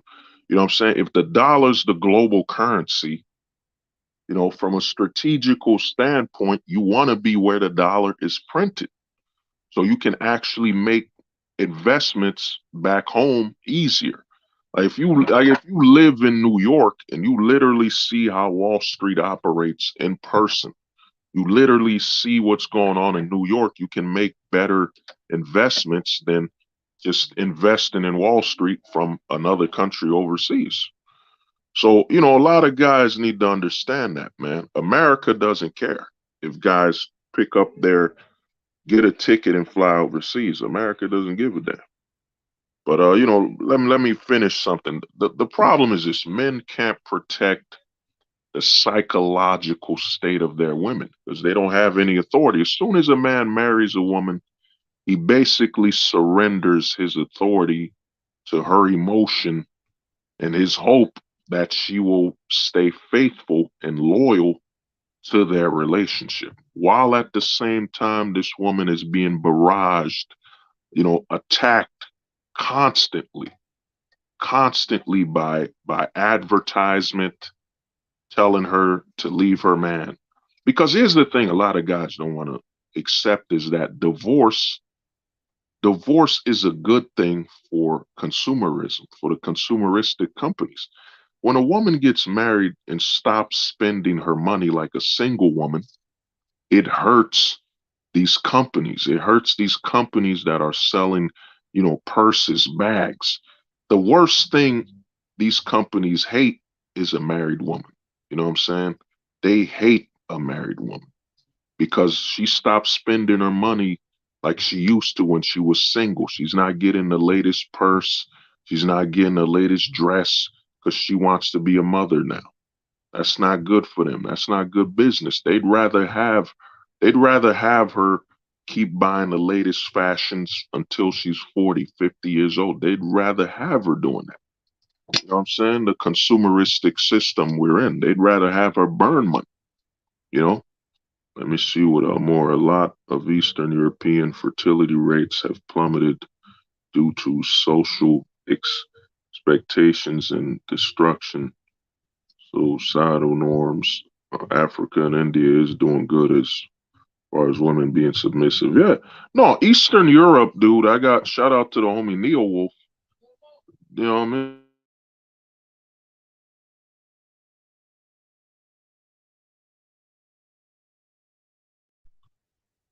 You know what I mean? So the thing is, you gotta understand that Eastern Europe isn't that bad. I think you gotta go to Kazakhstan or I forget these countries, but there's places in Eastern Europe where the West isn't as involved. Because what you gotta do, in fact, let me share a link to this website. Check this website out, man. Check this out. It's called www.numbio.com. Yeah. Check out this website. It's called Numbio. Go there and you'll see what's going on. Because what you got to do is when you go overseas, like I heard, the Philippines, the divorce rate is less than 10%. Less than 10%. Thailand, you have to look into the legal system and the laws. You got to look at the laws. If it's too much like the United States when it comes to no fault divorce, welfare, a welfare system that preys on single women. Yeah, there's the homie Neo Wolf, man. You got Croatia. You know what I'm saying? You got Croatia. To me, Japan, I wouldn't invest in Japan, man. Japan's too westernized. You know what I'm saying? What's your Instagram? Should be my Instagram. I usually don't share it like that, but yes, mighty. Oh God, young.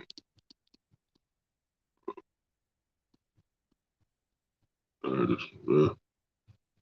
You know what I'm saying? Yeah, there's my Instagram. But you could also join our if you want to talk to some guys like the homie Neo Wolf, you could join our DV our Discord.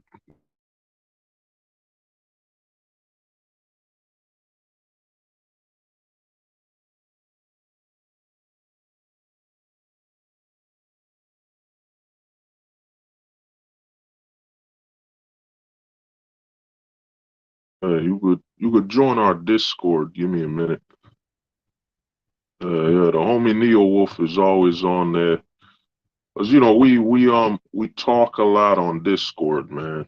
You know, we could join the Discord. Yeah.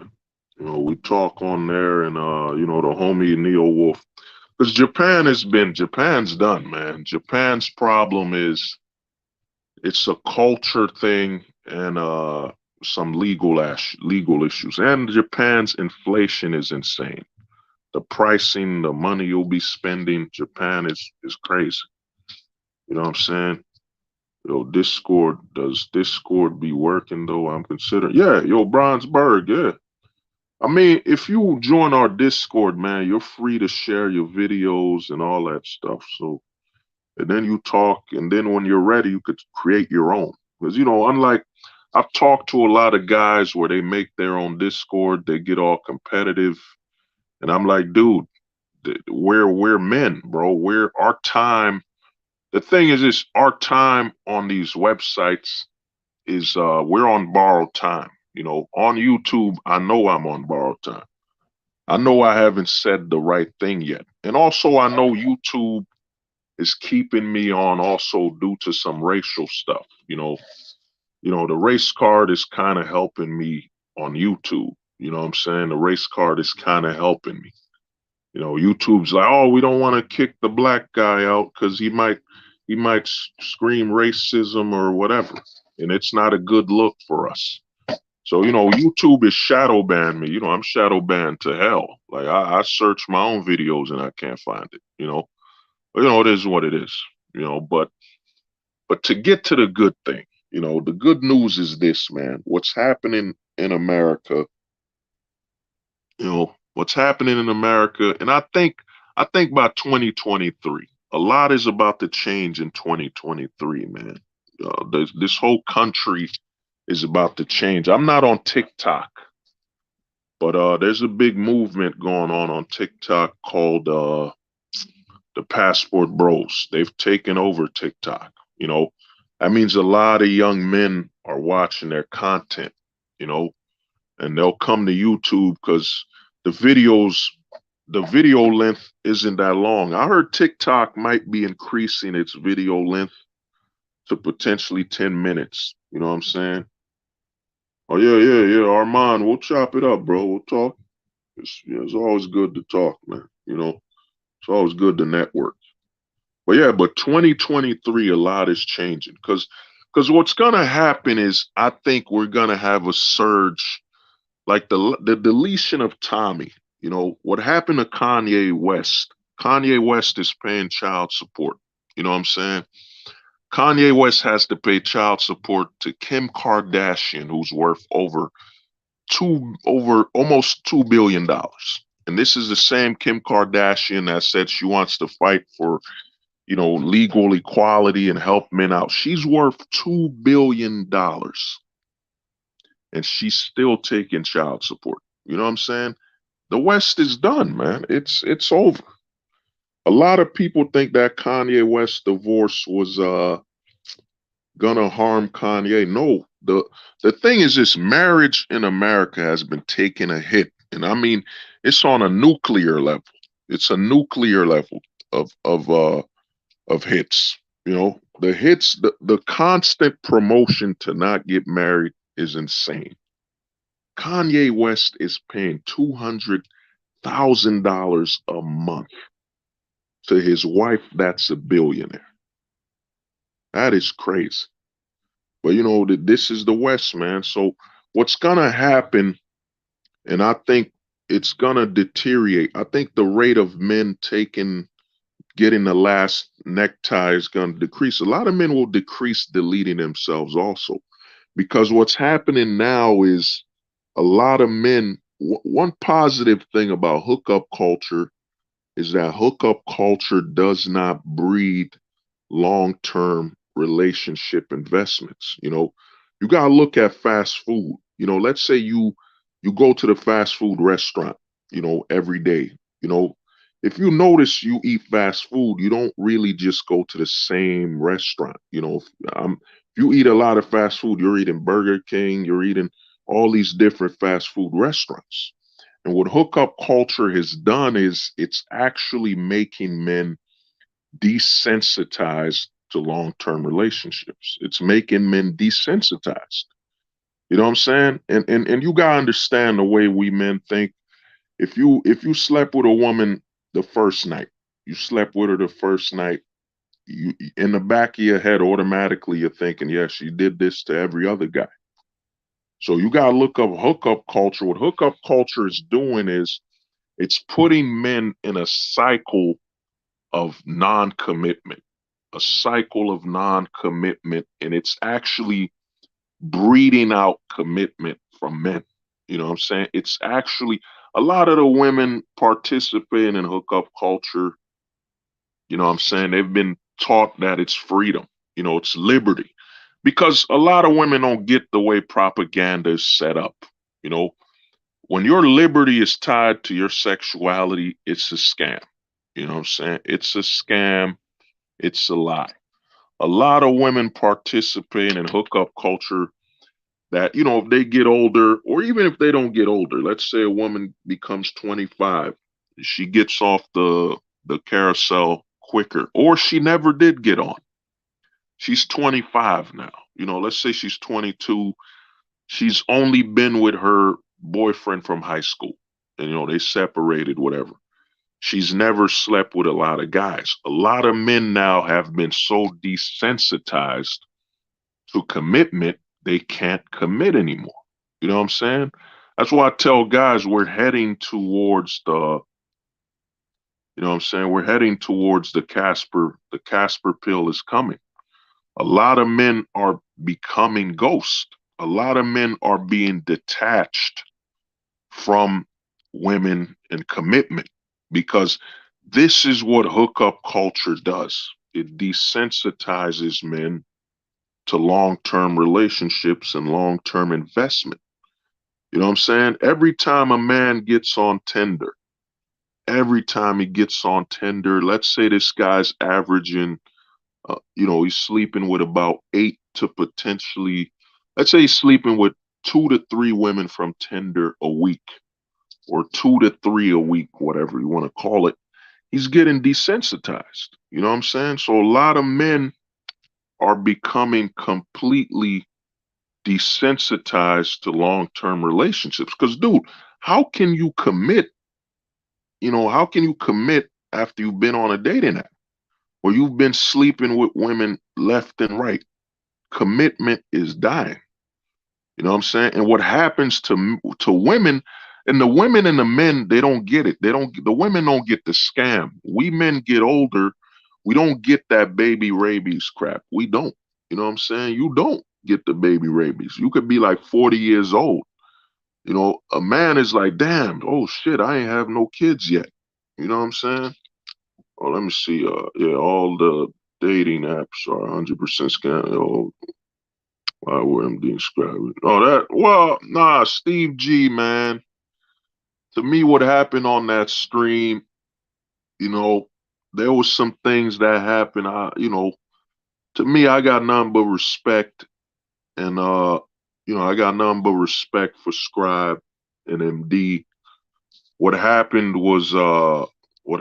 is things happen, but I'd say with everything going on, it's a no comment. You know what I mean? I don't. They want us to be.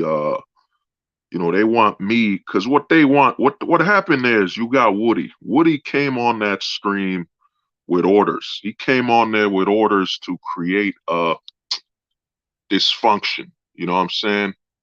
To basically suggest that I'm promoting you know, underage activity when I didn't. I didn't say nothing about sexuality or nothing. Same people reading the Bible, I didn't say nothing of that sort. So what they did is, and this is the same propaganda, you know, Woody's close to Tony Bruno and all of them. So he came on the stream with the goal of, let me just hone in on Hold the Truth Hostage, man. Because Hold the Truth Hostage is the most damaging guy. You know what I'm saying? I'm doing a lot of damage, man. You know what I'm saying? 21 Studios got a target on me. You know what I'm saying? I know that. I got channel 500,000 subs after me. I got now the Undead Chronic crew after me. I literally got I'm one of the most wanted men in the manosphere, man. You know what I'm saying? There's a target after me, you know? But you know, with what happened on that stream, I don't have no problems with MD and Scribe. I got no problems at all. I sat there, I was respectful. I didn't curse, I didn't say nothing negative. And that's how I'm gonna keep carrying myself. I'm a man of respect, I'm a man of honor. You know, some things, you know what I mean? And I've been holding it down forever, you know, so it is what it is. You know, I'm not worried. You know, I got none negative to say about Scribe and MD. It's none but respect. You know what I'm saying? That's all I've carried in the manosphere is respect, and that's how I'll continue being. You know what I mean? I hold, because what they want is because you gotta look at the black pill, man. A lot of guys don't understand. You got the homie Neo Wolf. Besides me, Neo Wolf, JP Hives, and Smash TV, besides us four, who else is making black pill content, man? Who else? There ain't that many guys making black pill content. There's a lot of guys making doomer content.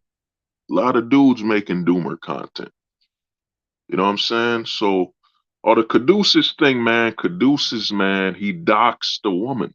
He planned an entire plot to dox this woman, and he called her family. He called her family members on a faking saying she's an underage chaser. You know, it's the most way I could say underage chaser. And Caduceus contact the minor, you know, some woman's underage sister.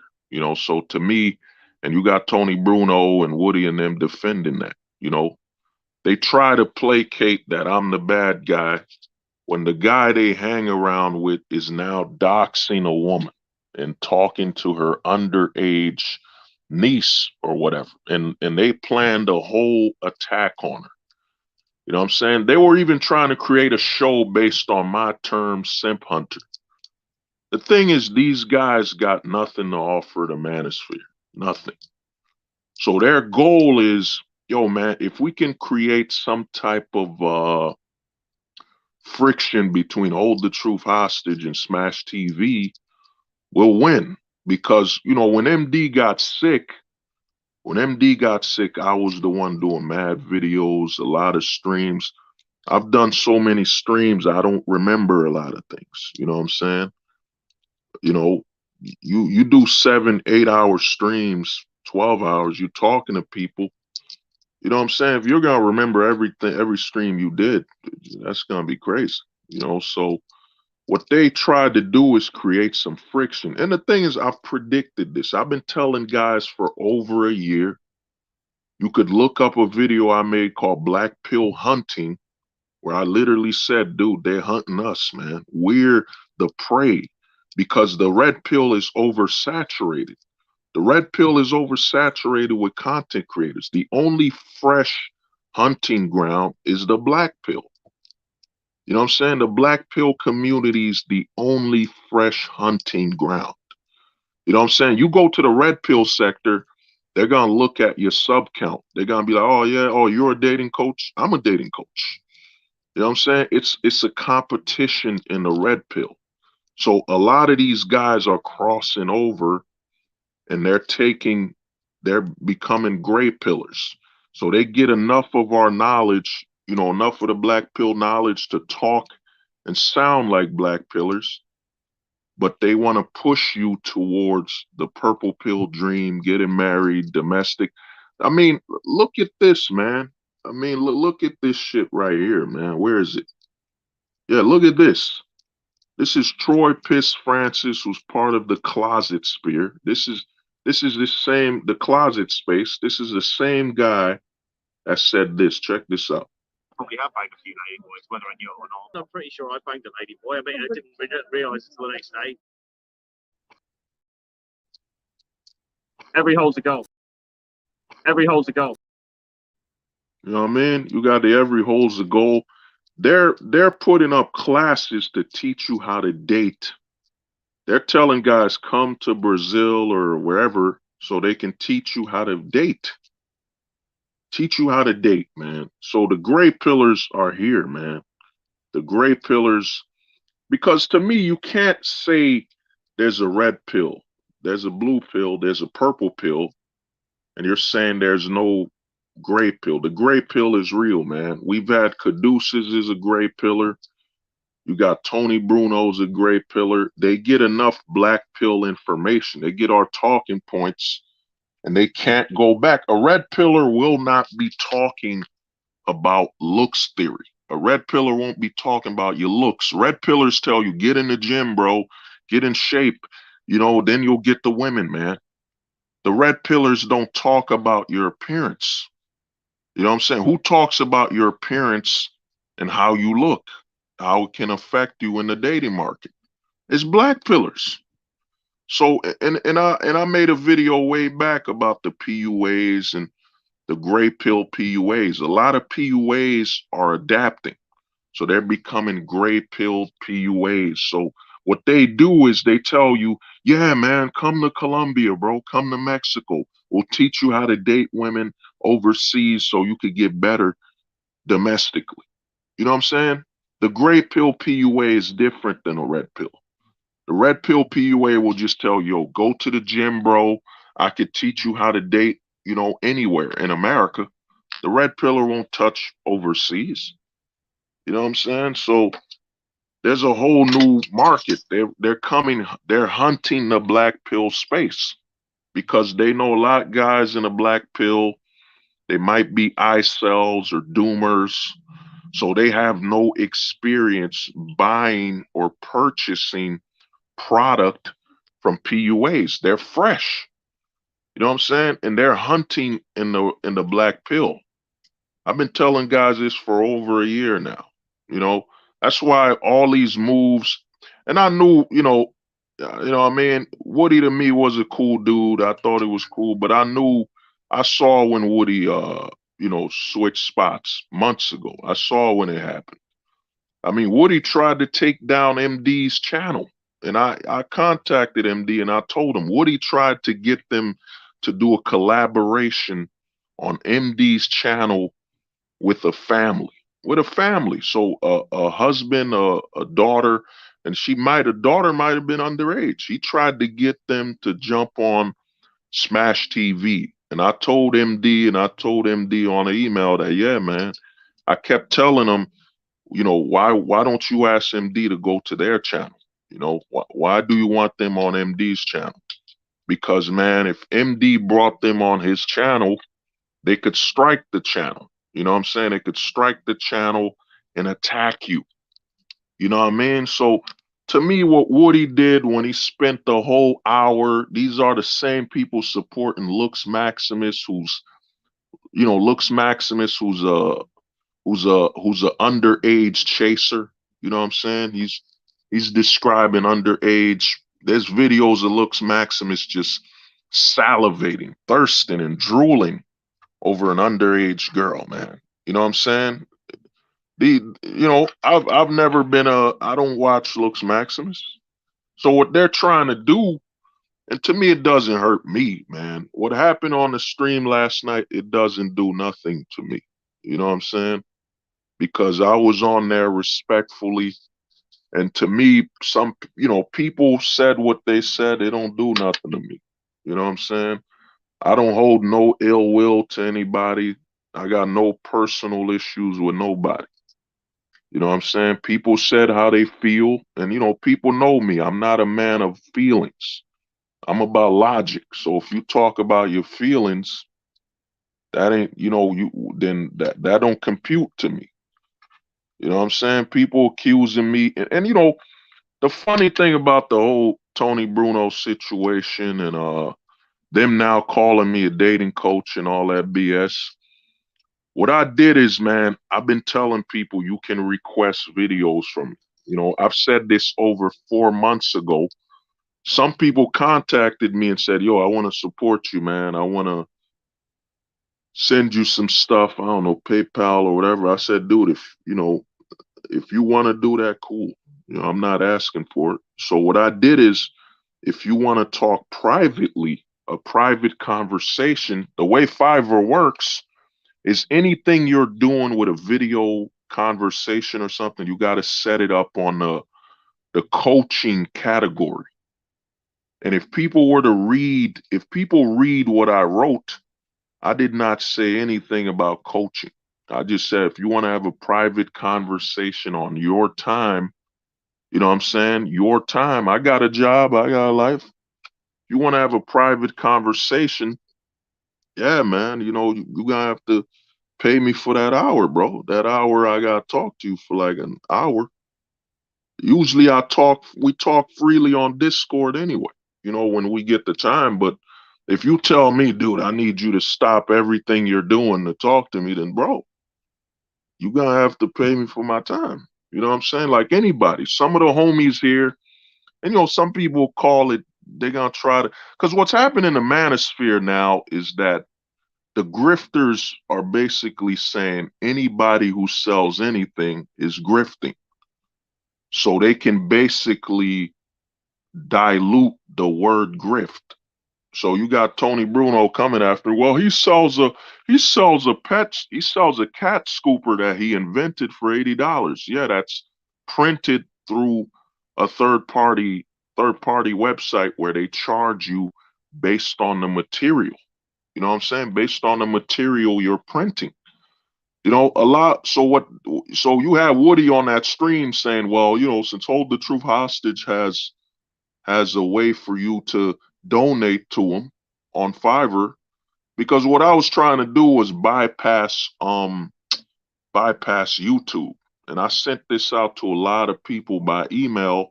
I said, dude, if you want to bypass the super chat system on YouTube, use Fiverr. The reason I say use Fiverr instead of PayPal is that Fiverr will actually, you'll be able to get ratings. Fiverr will look good on a business standpoint. People can rate you.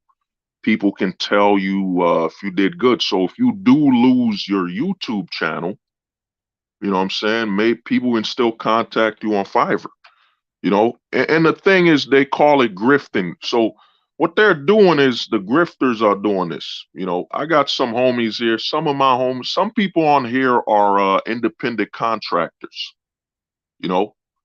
So you're telling me someone that's an independent contractor, they're grifting because you're paying them to work for you for an hour? They're grifting. The thing is, what they're trying to do is they don't, I've been ahead of the manosphere, man. I've called out and predicted damn near over 90% of what's happening, over 99%. So I've become a big threat. I'm a big threat to the point where 21 Studios is promoting Tony Bruno having, 5-hour live streams with a underage chaser like CBP, who's also a racist, whatever.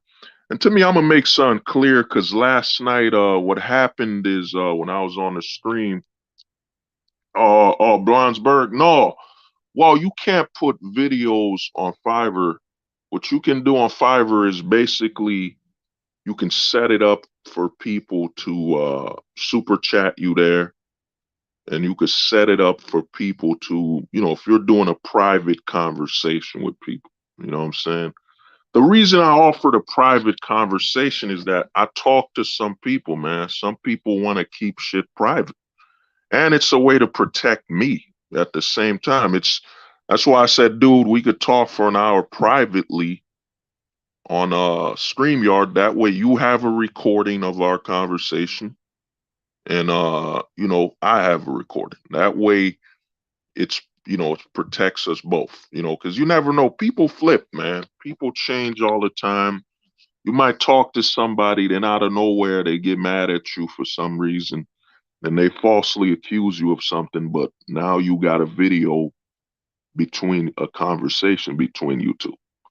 You know what I'm saying? Because what they're trying to do is they wanted, because you have Woody on there basically trying to justify grifting, saying, well, you know, since Hold the Truth Hostage has a way for you to pay him or donate, then he's justifying grifting. So that means everybody grifting is all right.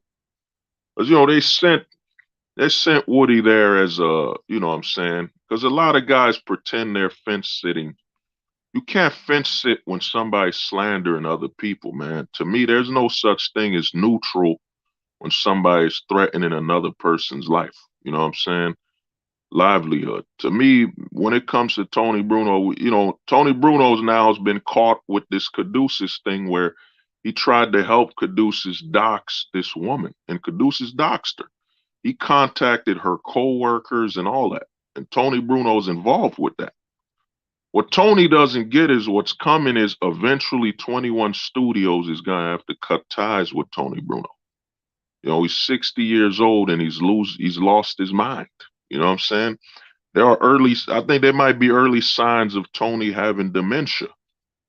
Cause he you know what I mean? Dementia, you know? So to me, man, I'm not worried, man. What they're trying to do, you know, between, you know, Smash TV, Hold the Truth House, what they're trying to do is, create that, you know, they want to, because, you know, MD's got a bigger channel than me. What they wanted to happen is, yeah, man, you know, have Hold the Truth Hostage on MD's channel. Yeah, he's on there, Woody. Now hop on. Now interrogate him. Now attack him. Because, you know, MD has a channel with over 4,000 subs. So if you can basically try to push Hold the Truth Hostage to snap or get in an argument with MD, now you can create dysfunction amongst that group. And with Hold the Truth Hostage and MD have, you know, if you can create a beef between Hold the Truth Hostage and MD, you can basically destroy what's left of these guys. You know what I'm saying? That's what they were trying to do. But, you know, with me and MD, I got no problems with MD. I got no problems with Scribe, you know. You know what I mean? We have disagreements. We're men. We ain't gonna agree on everything. You know what I'm saying? I don't have a problem with that. We're men, bro. That's what they hate. They hate that, you know, we can have disagreements and keep it moving. You know what I'm saying? We can, you know, they don't agree with certain things I'm doing, and I still supported, donated, let them know, yo, we good. We got no problems. You know, they want problems because these guys, you know, that whole camp, that whole closet space camp with Caduceus, you know, QB and all of them, Tony Bruno, you know, that whole closet space, you know, they want guys like us gone because we're telling guys, yo, if you're into trannies, if you're in the closet, bro, you don't belong in the manosphere. The manosphere is for straight men having conversations. You know what I'm saying? It has nothing to do with the closet. You know what I'm saying? You got Tony Bruno saying he helps men. How are you helping men by having an openly gay man speak on behalf of straight men to describe what he's attracted to on a damn stage? You know what I'm saying? So to me, man, they're trying to do something. You know, I got Undead Chronics crew after me. I got Reishi. I got Yeetus. I got the War Band after me. But what they don't get is they can't do nothing, man. They can't do nothing. And the reason they hate a guy like me is I'm making these guys useless. They're becoming worthless. Every time I make a video, they're stealing my talking points. You got Reishi and all of them using closet. They don't get it. They're promoting me. They're talking, they're using my terminology to assault, to attack me. You can't insult a man by saying you like his terms. You know what I'm saying? I even got, Hormaxer from the closet space because that's what I'm referring to them now. You're in the closet space, man. You're not a part of the manosphere, you know. You know what I mean? You promoting that type of activity, you're not in the manosphere. You're a closet space content creator. You know what I'm saying? Caduceus closet space. You collab, what straight man debates a man about dating trannies? What straight man will be on a stream to watch videos of trannies with Hormax? You know what I'm saying? These guys, man, they've been exposed, man. And what's happening is the reason they got hatred for me, they got so much hatred is, I'm on the camera and I'm a normal looking dude. I'm normal. I'm a normal guy. You know what I'm saying? And they hate that. They hate that. Oh man, Hold the Truth hostage isn't some weirdo. He's a normal guy. He could talk about sports. He could talk about gaming. He's a normal, very versatile guy. We, on the other hand, all our content is about screaming about women, bitching, closeted content. They're upset, man. They're upset that I pointed out what's going on. You know what I'm saying? I think, with the Anthony Dream Johnson situation, 21 Closet Studios, whatever, I think he's here, man. He's really here to infiltrate and basically demonize. You know what I'm saying? A lot of men don't get that. They don't want us to have a space. But you gotta look at Anthony Dream Johnson. Why would he have on stage a gay man speaking about masculinity? Because what they want to do is they want to dilute the male space. Men are being attacked online and offline. You're not allowed to have a male space if you're a straight male. That's why the women are simp hunting, jumping on here.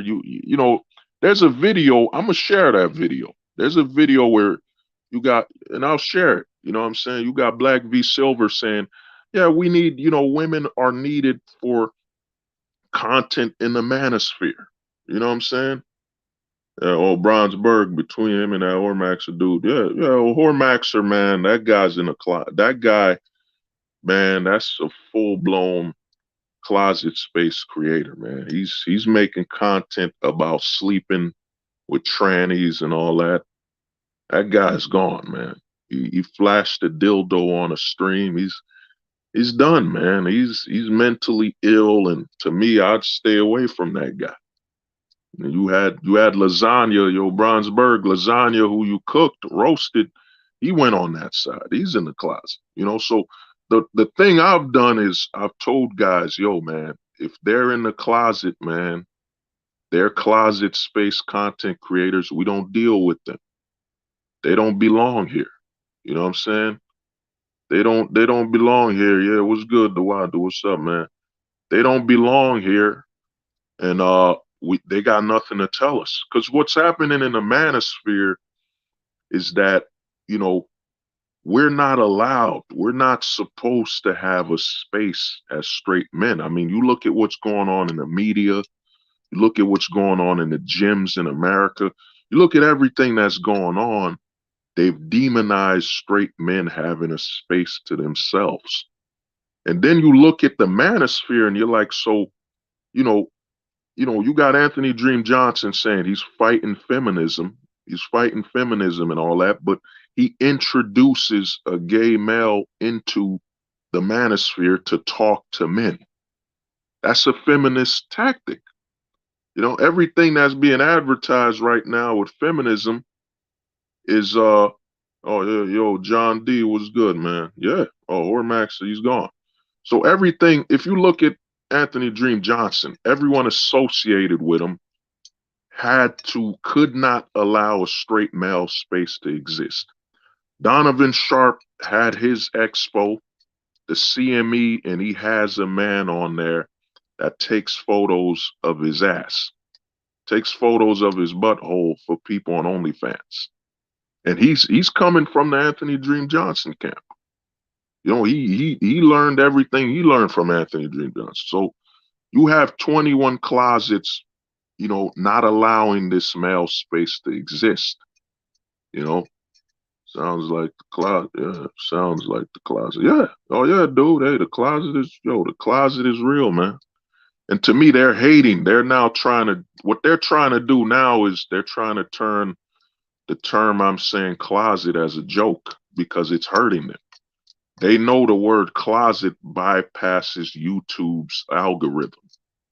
You know what I'm saying, bypasses the algorithm. So I can openly point them out and say, look at this closeted guy. And it won't damage the channel. You know what I'm saying? Oh, man, I don't want you here, man. Or Maxer, man, you would go on your own channel, bro. You know, stay there. You know, I don't want to deal with the closet here, man. So what they're doing now is they're watching me. I know they're watching. They're organizing. They're coming together. You know what I'm saying? They all unified, man. They all unified. Because, you know, you had Undead Chronic come after MD. You know, they came after MD where you had Nixon sharing MD's docs, you know, and I told him, yo, you can't do that. You can't, that's not a good thing for you to share MD's docs on YouTube like that. I don't care if it is out there. You don't do that. You know what I mean?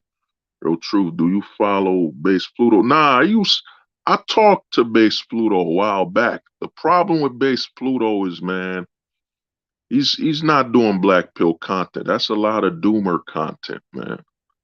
Base Pluto to me is doing a lot of doomer content. He does this whole video. You're free to do whatever you want, man. But when you have videos about you not getting attention in school and, you know, letters from the doomer, to me, there's a lot of depression hustling in the manosphere, man. When you get closer to the black pill, the doomer channels are hustling depression. You know what I'm saying? They're hustling depression. You know what I mean? That's what happened to me a month ago. Twitter space on my second time, dude brought. Yeah, yeah, yeah. Yeah, yeah, yeah. No, that's what they do, man. So to me, what I've done is by pointing them out, because from now on, man, if you you know, you know what I mean? Oh, Base Pluto. Yeah, Base Pluto, I got no problem with Base. It's just to me, his content, Base Pluto's doing a lot of doomer content, man. Or a lot of woe is me content. Feel sad for me. I'm like, dog, man, we're not entitled to nothing. And to me, man, with the way society is, the black pill isn't about being depressed and whining and crying about things. It's about accepting things for what they are. You know, a black pillar ain't looking for nothing but the truth, man. I'm not looking to save lives. I'm not looking for none of that. I just want to know something, you know? You know what I'm saying?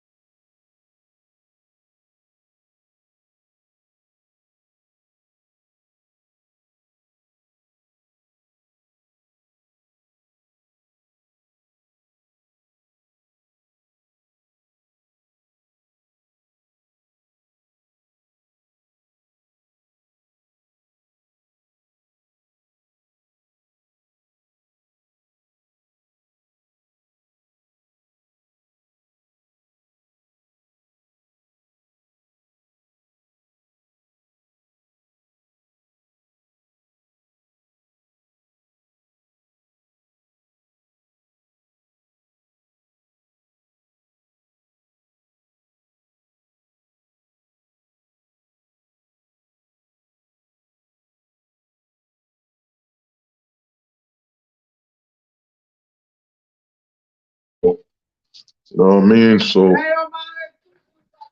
like I'm saying, man, to me, that's what they're doing. You know, to me, the black pill ain't about no depression and, girls didn't like me in high school, so I felt bad and sad. It isn't doomer content, man. It's just straight facts, man. Oh, this fake MH.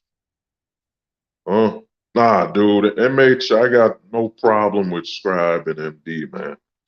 It's nothing but love and respect, man. That's all it is. Nothing but respect. And we're not about that, man. I'm not here for confrontation. I got nothing but respect for MD and Scribe, man. You know, we men, man. We're not gonna agree on everything. It is what it is. But to me, like I said, man, with everything going on, they're terrified, man. They're terrified that they can't hunt straight men anymore. A lot of these closeted individuals, when they hear a lot of men struggling and not getting sexual access, they see that as prey. They see that as prey, man. So what they're doing, and they're hunting the black pill, you know what I'm saying?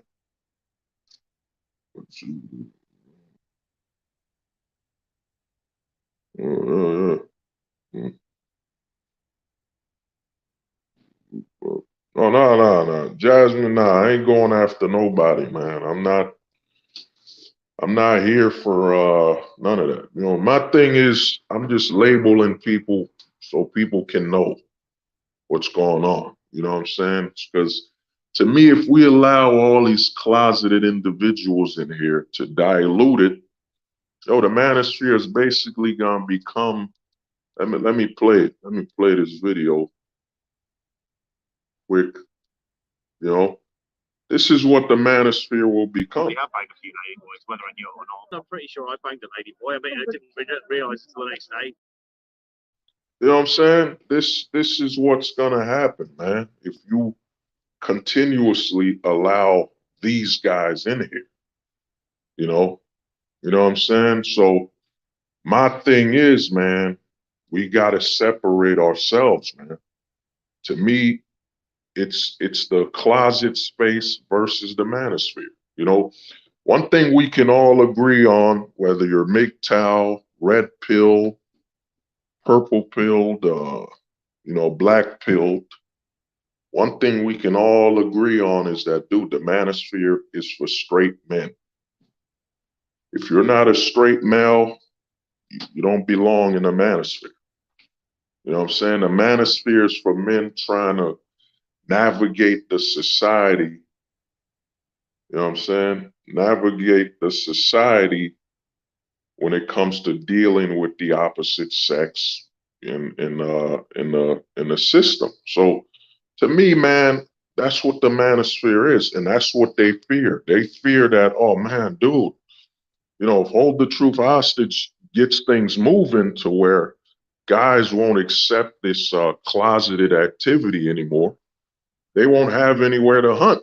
They won't, dude. The manosphere has become a hunting ground. I've been saying this since 2020 that these dating coaches will start selling men tranny activity. They'll say, well, you know what? They're gonna operate. They're gonna operate. Black pill now is. Nah, it's not over. It's not over. You know what I'm saying? It's not over. But Jasmine, nah, I don't know who that is. It's not over. So to me, what's happening is, man, we're separating ourselves from them, and they're offended. They're offended, man. They're offended that you can point out, and I plan to do a video very soon. I'm gonna do a video, I think, signs of the closet. You know what I'm saying? I'm gonna do that, and I gotta update my video on the simp hunters. Signs you're dealing with a simp hunter. I gotta handle that. You know what I'm saying? But to me, with MD and Scribe, we good. We got no problems, man. We're not always gonna agree on everything. We men. We're not gonna agree on everything. We're men. You know what I'm saying? You disagree as men in certain things. I got no problem with MD. We chop it up. You know what I'm saying? And we build, man. You know? Shit.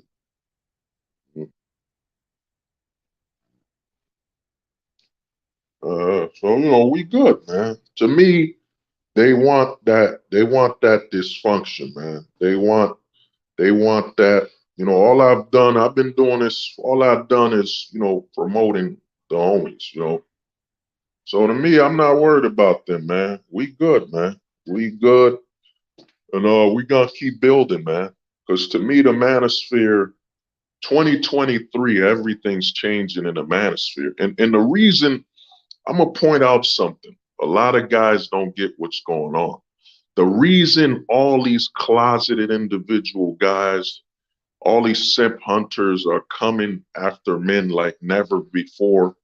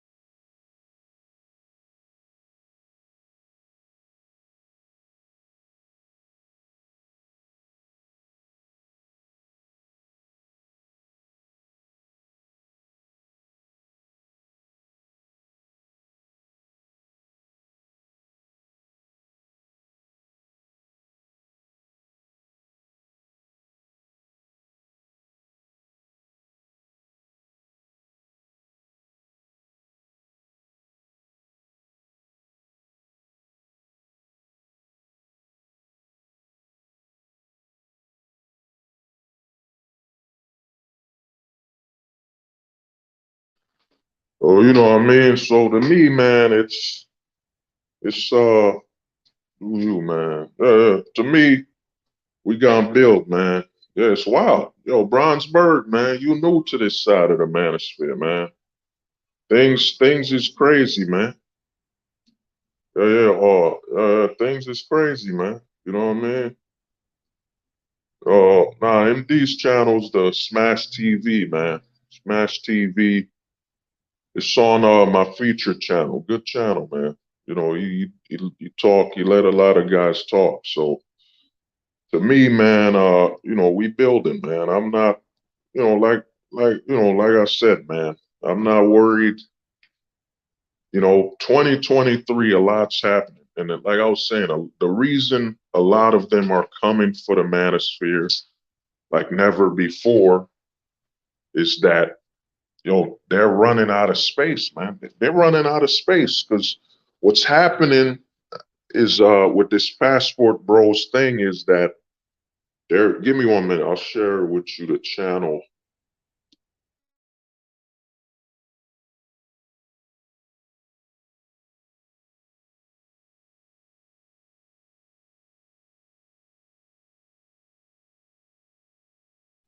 Uh, uh, yeah, that's Smash TV, Alex. But the thing is this, dude. What's happening is they're desperate, man. A lot of the dating coaches are desperate. Uh, uh, the thing is, man, they're desperate, man. They're desperate like never before, man. They're desperate for money. They know 2023 with with the passport bros thing picking up steam, a lot of people are about to lose money in the manosphere. The manosphere, in all honesty, is about to decline, man. The manosphere is on it's gonna start declining, you know, because as red pill is now mainstream, once the passport bros thing gets mainstream, once men openly start talking about going overseas for long-term relationships, love, and all that, starting a family, it's gonna wipe out the it's gonna wipe out the it's gonna wipe out the whole manosphere. The manosphere is gone, man. So to me, a lot of things are gonna change, man. You know what I'm saying? See the deception in these dating coaches. Yeah. Well, the passport bros thing is it's cheaper than the dating coach. I mean, all you need is $150 to $200 and you get a passport. And what's going to happen is a lot more men are going to start watching traveling channels, you know, and that's gonna destroy. That's gonna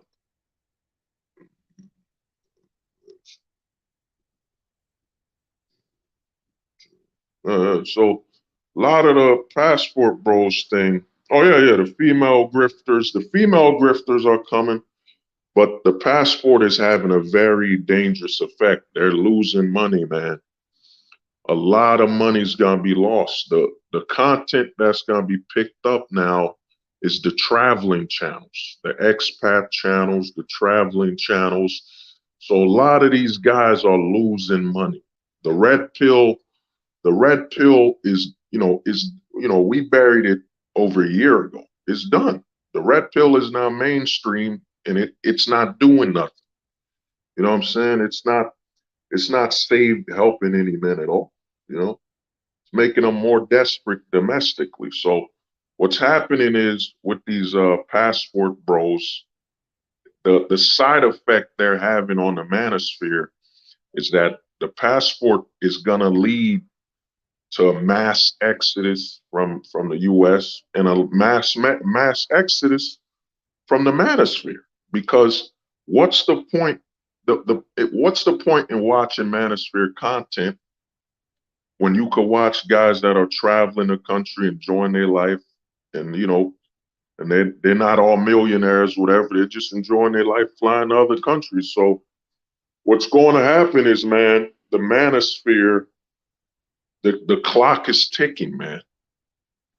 The content here, the consumption of manosphere content is going to decrease. It's already happening. A lot of guys already complaining their channel views are down, their view counts are down, because the manosphere has become oversaturated. You know what I'm saying? It's oversaturated with content creators that are speaking about the same thing with the same perspective over and over again. So once this passport thing blows up in the mainstream, the damage that's gonna be done to content creators. You know what I'm saying? 21 Closets his content's already on its way out. You know, a lot of these channels are already dying. You know, and even Fresh and Fit to me, it's only a matter of time before that's over. Because Fresh and Fit, they bring women from the states that are, thotting out there, 304s, whatever. But what's going to happen when somebody does a Fresh and Fit show overseas and the women look good and they're not whores? So things is about to change, man. Watch Passport Bros made a way for a new market, so-called body max exposure and channel stuff. Yeah. Well, there's a new marketplace. So to me, a lot is changing, man. And to me, I've been telling guys this for over a year. We're making them invisible, man. It's, to me, I'm not tolerating. If you're in the closet space, dude, we don't gotta talk. We don't gotta talk because I know why you're here. You're hunting. You're here to hunt straight men. You know what I'm saying? That's what these guys in the closet space are doing. They're here to hunt straight men out of the manosphere. That's what they're here to do. And they're even teaming up with the simp hunters to hunt straight men. You know, so for me, a lot is changing. But man, you know, like I said, for the men that's deleting themselves, deletion, less men are going to take their lives, man, because men are waking up, man. And when men wake up, they're gonna start understanding that yeah, their life has value. They should live. And what's happening is with this hookup culture, is a lot of men are becoming desensitized to long-term relationships and commitments. So, you know, a lot of change is happening, man. A lot of change is happening. They're just not ready for it, you know. And the whole space is about to change, man. I'd say even the black pill is at risk. Black pill content creators, there ain't that many black pill content creators to begin with. You know what I'm saying? There's a lot of doomers. There's a lot of doomers pretending to be black pill. But yeah, the whole space is changing, and they're just not prepared, man. They're not ready for what's going on. You know what I'm saying? So to me, man, I'ma holler at y'all. And to close it out, 2023, man, it's coming. And you know, like I said, once a month, man, once a month. If you're a content creator, I would say please, you know, if you're in the manosphere, once a month, make some content about promoting, you know, helping men that are thinking about deleting themselves, man. You know, because to me, you know, by 2023, a lot less men are going to hurt themselves. You know, yeah, my brother, man, was good. You know, so 2023, a lot less men will be hurting themselves because I think by 2025, man, the whole landscape of America is going to change a lot. You know, we're at the point where men and women don't interact beyond potential hookups. So to me, what's going to happen, man, in 2023, once the passport goes mainstream, you know, and the thing is, America, like I said, America doesn't care. America doesn't care if you fly overseas because the dollar is the global currency. So a lot more men are going to travel overseas. And if I was you guys, check out, if you have a TikTok, type the hashtag passport bros and see how the women are responding.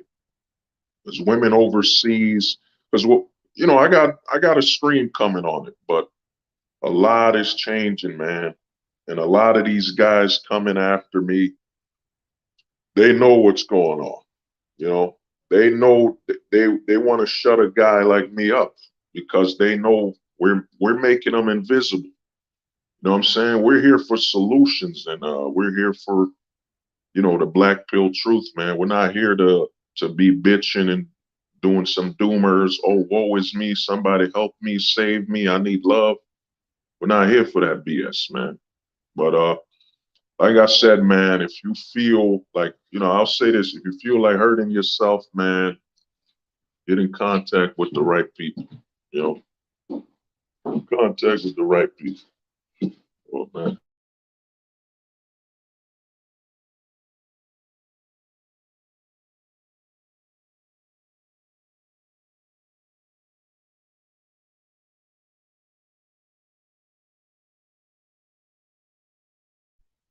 So to me, man, hope everybody's safe, man. Oh, Jamie C, what's good, man? What's good, bro? Hope everybody's good. And to me, man, by 2023, everything's going to change, man. The thing is this, man, and you know, I'll close it out on a very positive, you know, on a very positive note. I'll close it out. The thing is this, man, men are not losing, man. Men are not losing, you know. Oh, come on, man. Lasagna's in the closet, and lasagna was creating a lot of messed up narrative, and this might even be his alt account. I'm not sure, but I'm gonna end it like this, man. We're hitting the 3 hour mark. Is that, dude? Men aren't losing, man. Men have to be convinced to lose. What's happening is a lot of men are realizing they're winning. You know what I'm saying? They're winning anyway. You know. You know what I'm saying? Let me see. My estimation, only males have. Oh, but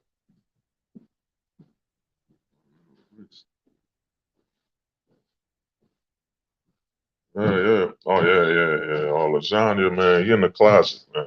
It's 100%. But the thing is like I was saying, man, to end it in a positive note, dude, men aren't losing, bro. Men have to be convinced to lose. You know, what's going to happen is, man, you know, I would say you're going to feel bad for your sisters. You're going to feel bad for your nieces and, you know, females in your family. Because I'd say by 2025, I'd say probably 1% to about 5% of men will start traveling overseas for relationships. And what this is going to do is it's going to create a massive amount, a situation like never before. A situation where, because a situation where a lot of women here domestically will not have access to men.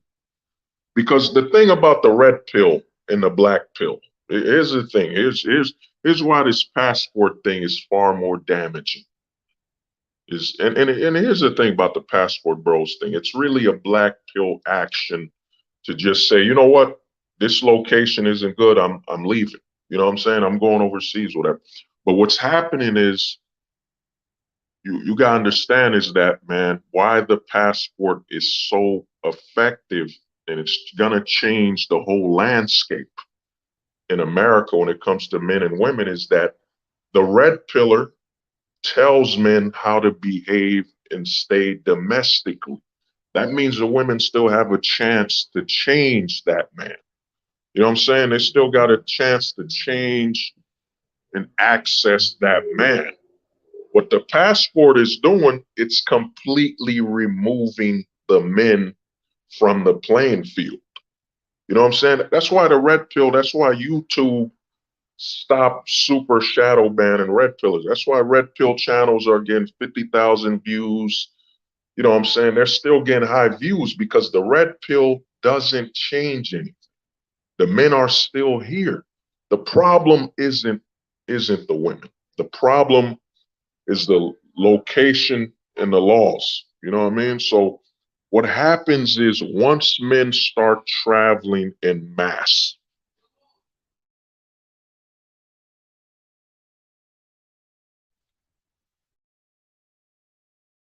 said man, once the men start traveling in mass,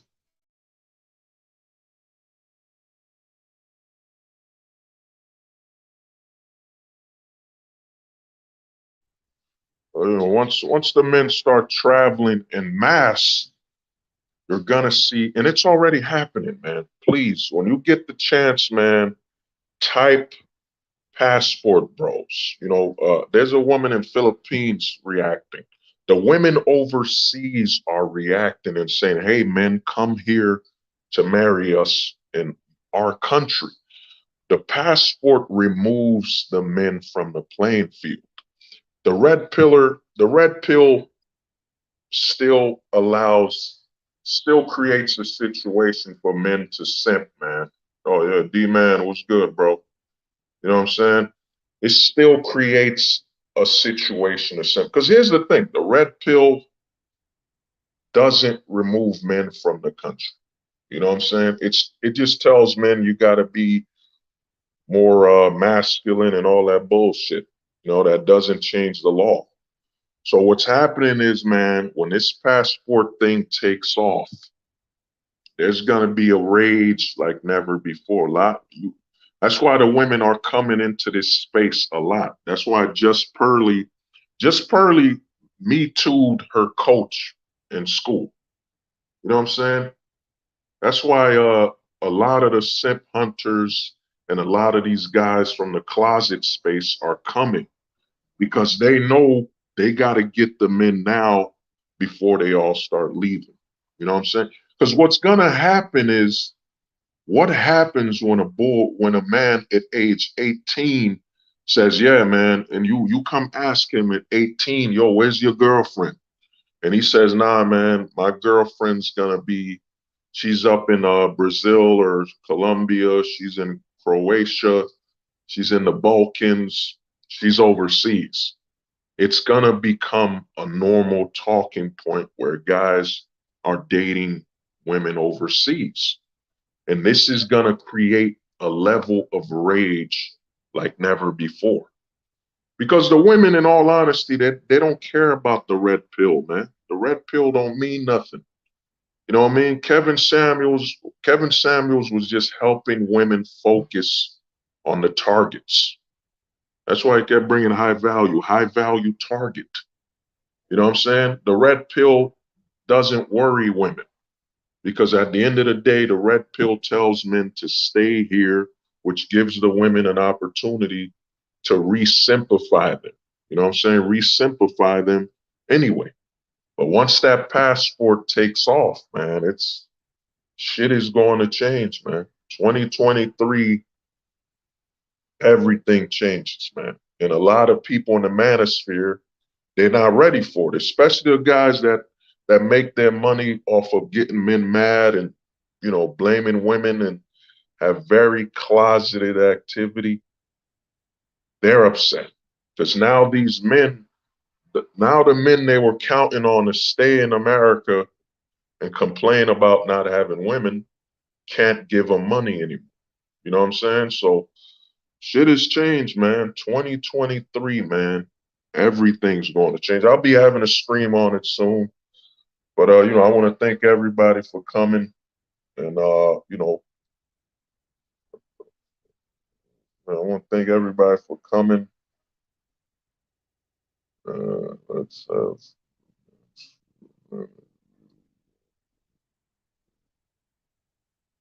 know what I mean? So uh,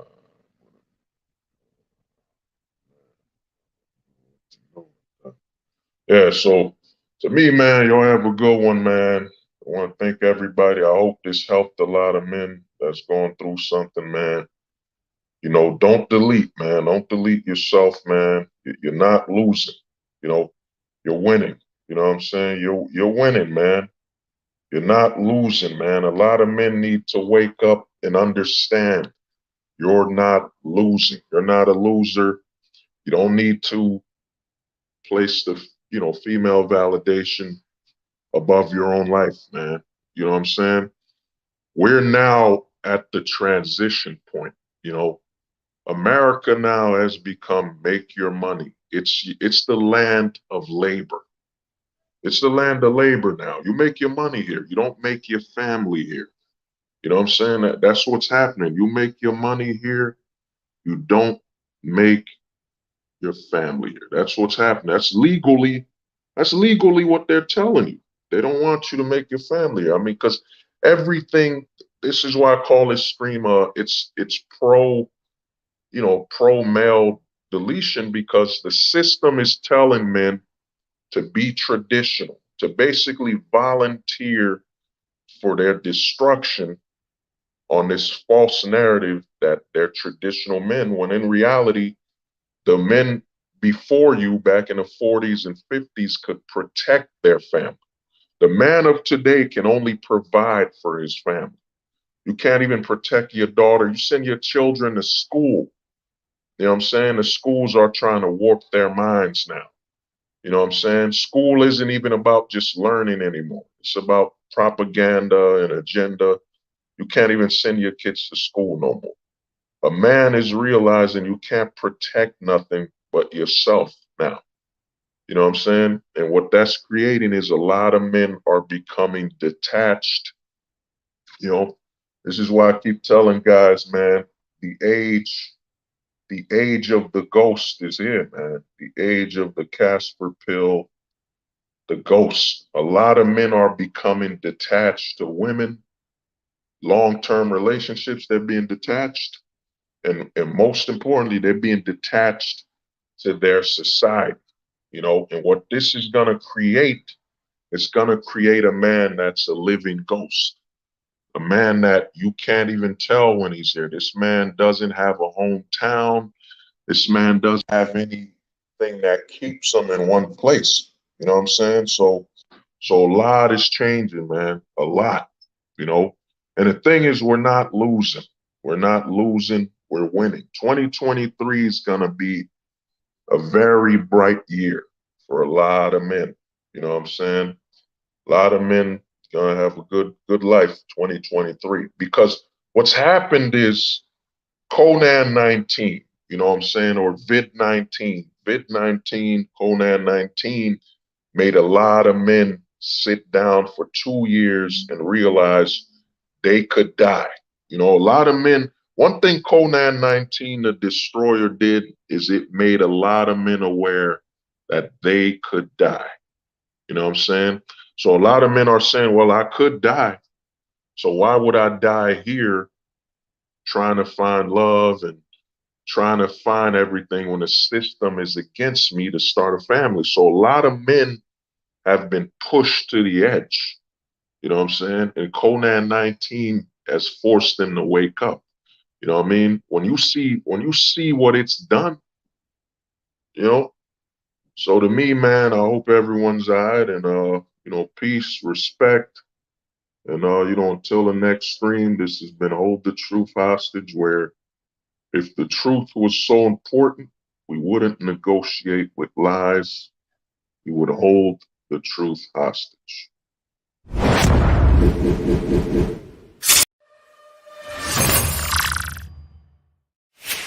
It's so important, guys. So important. By the way, women are the majority of voters in the United States. Pill ill, y'all niggas better listen. I'm black pill ill, y'all niggas better listen. I'm black pill ill, y'all niggas. They said the truth won't survive beside the lies that maintain the decaying face.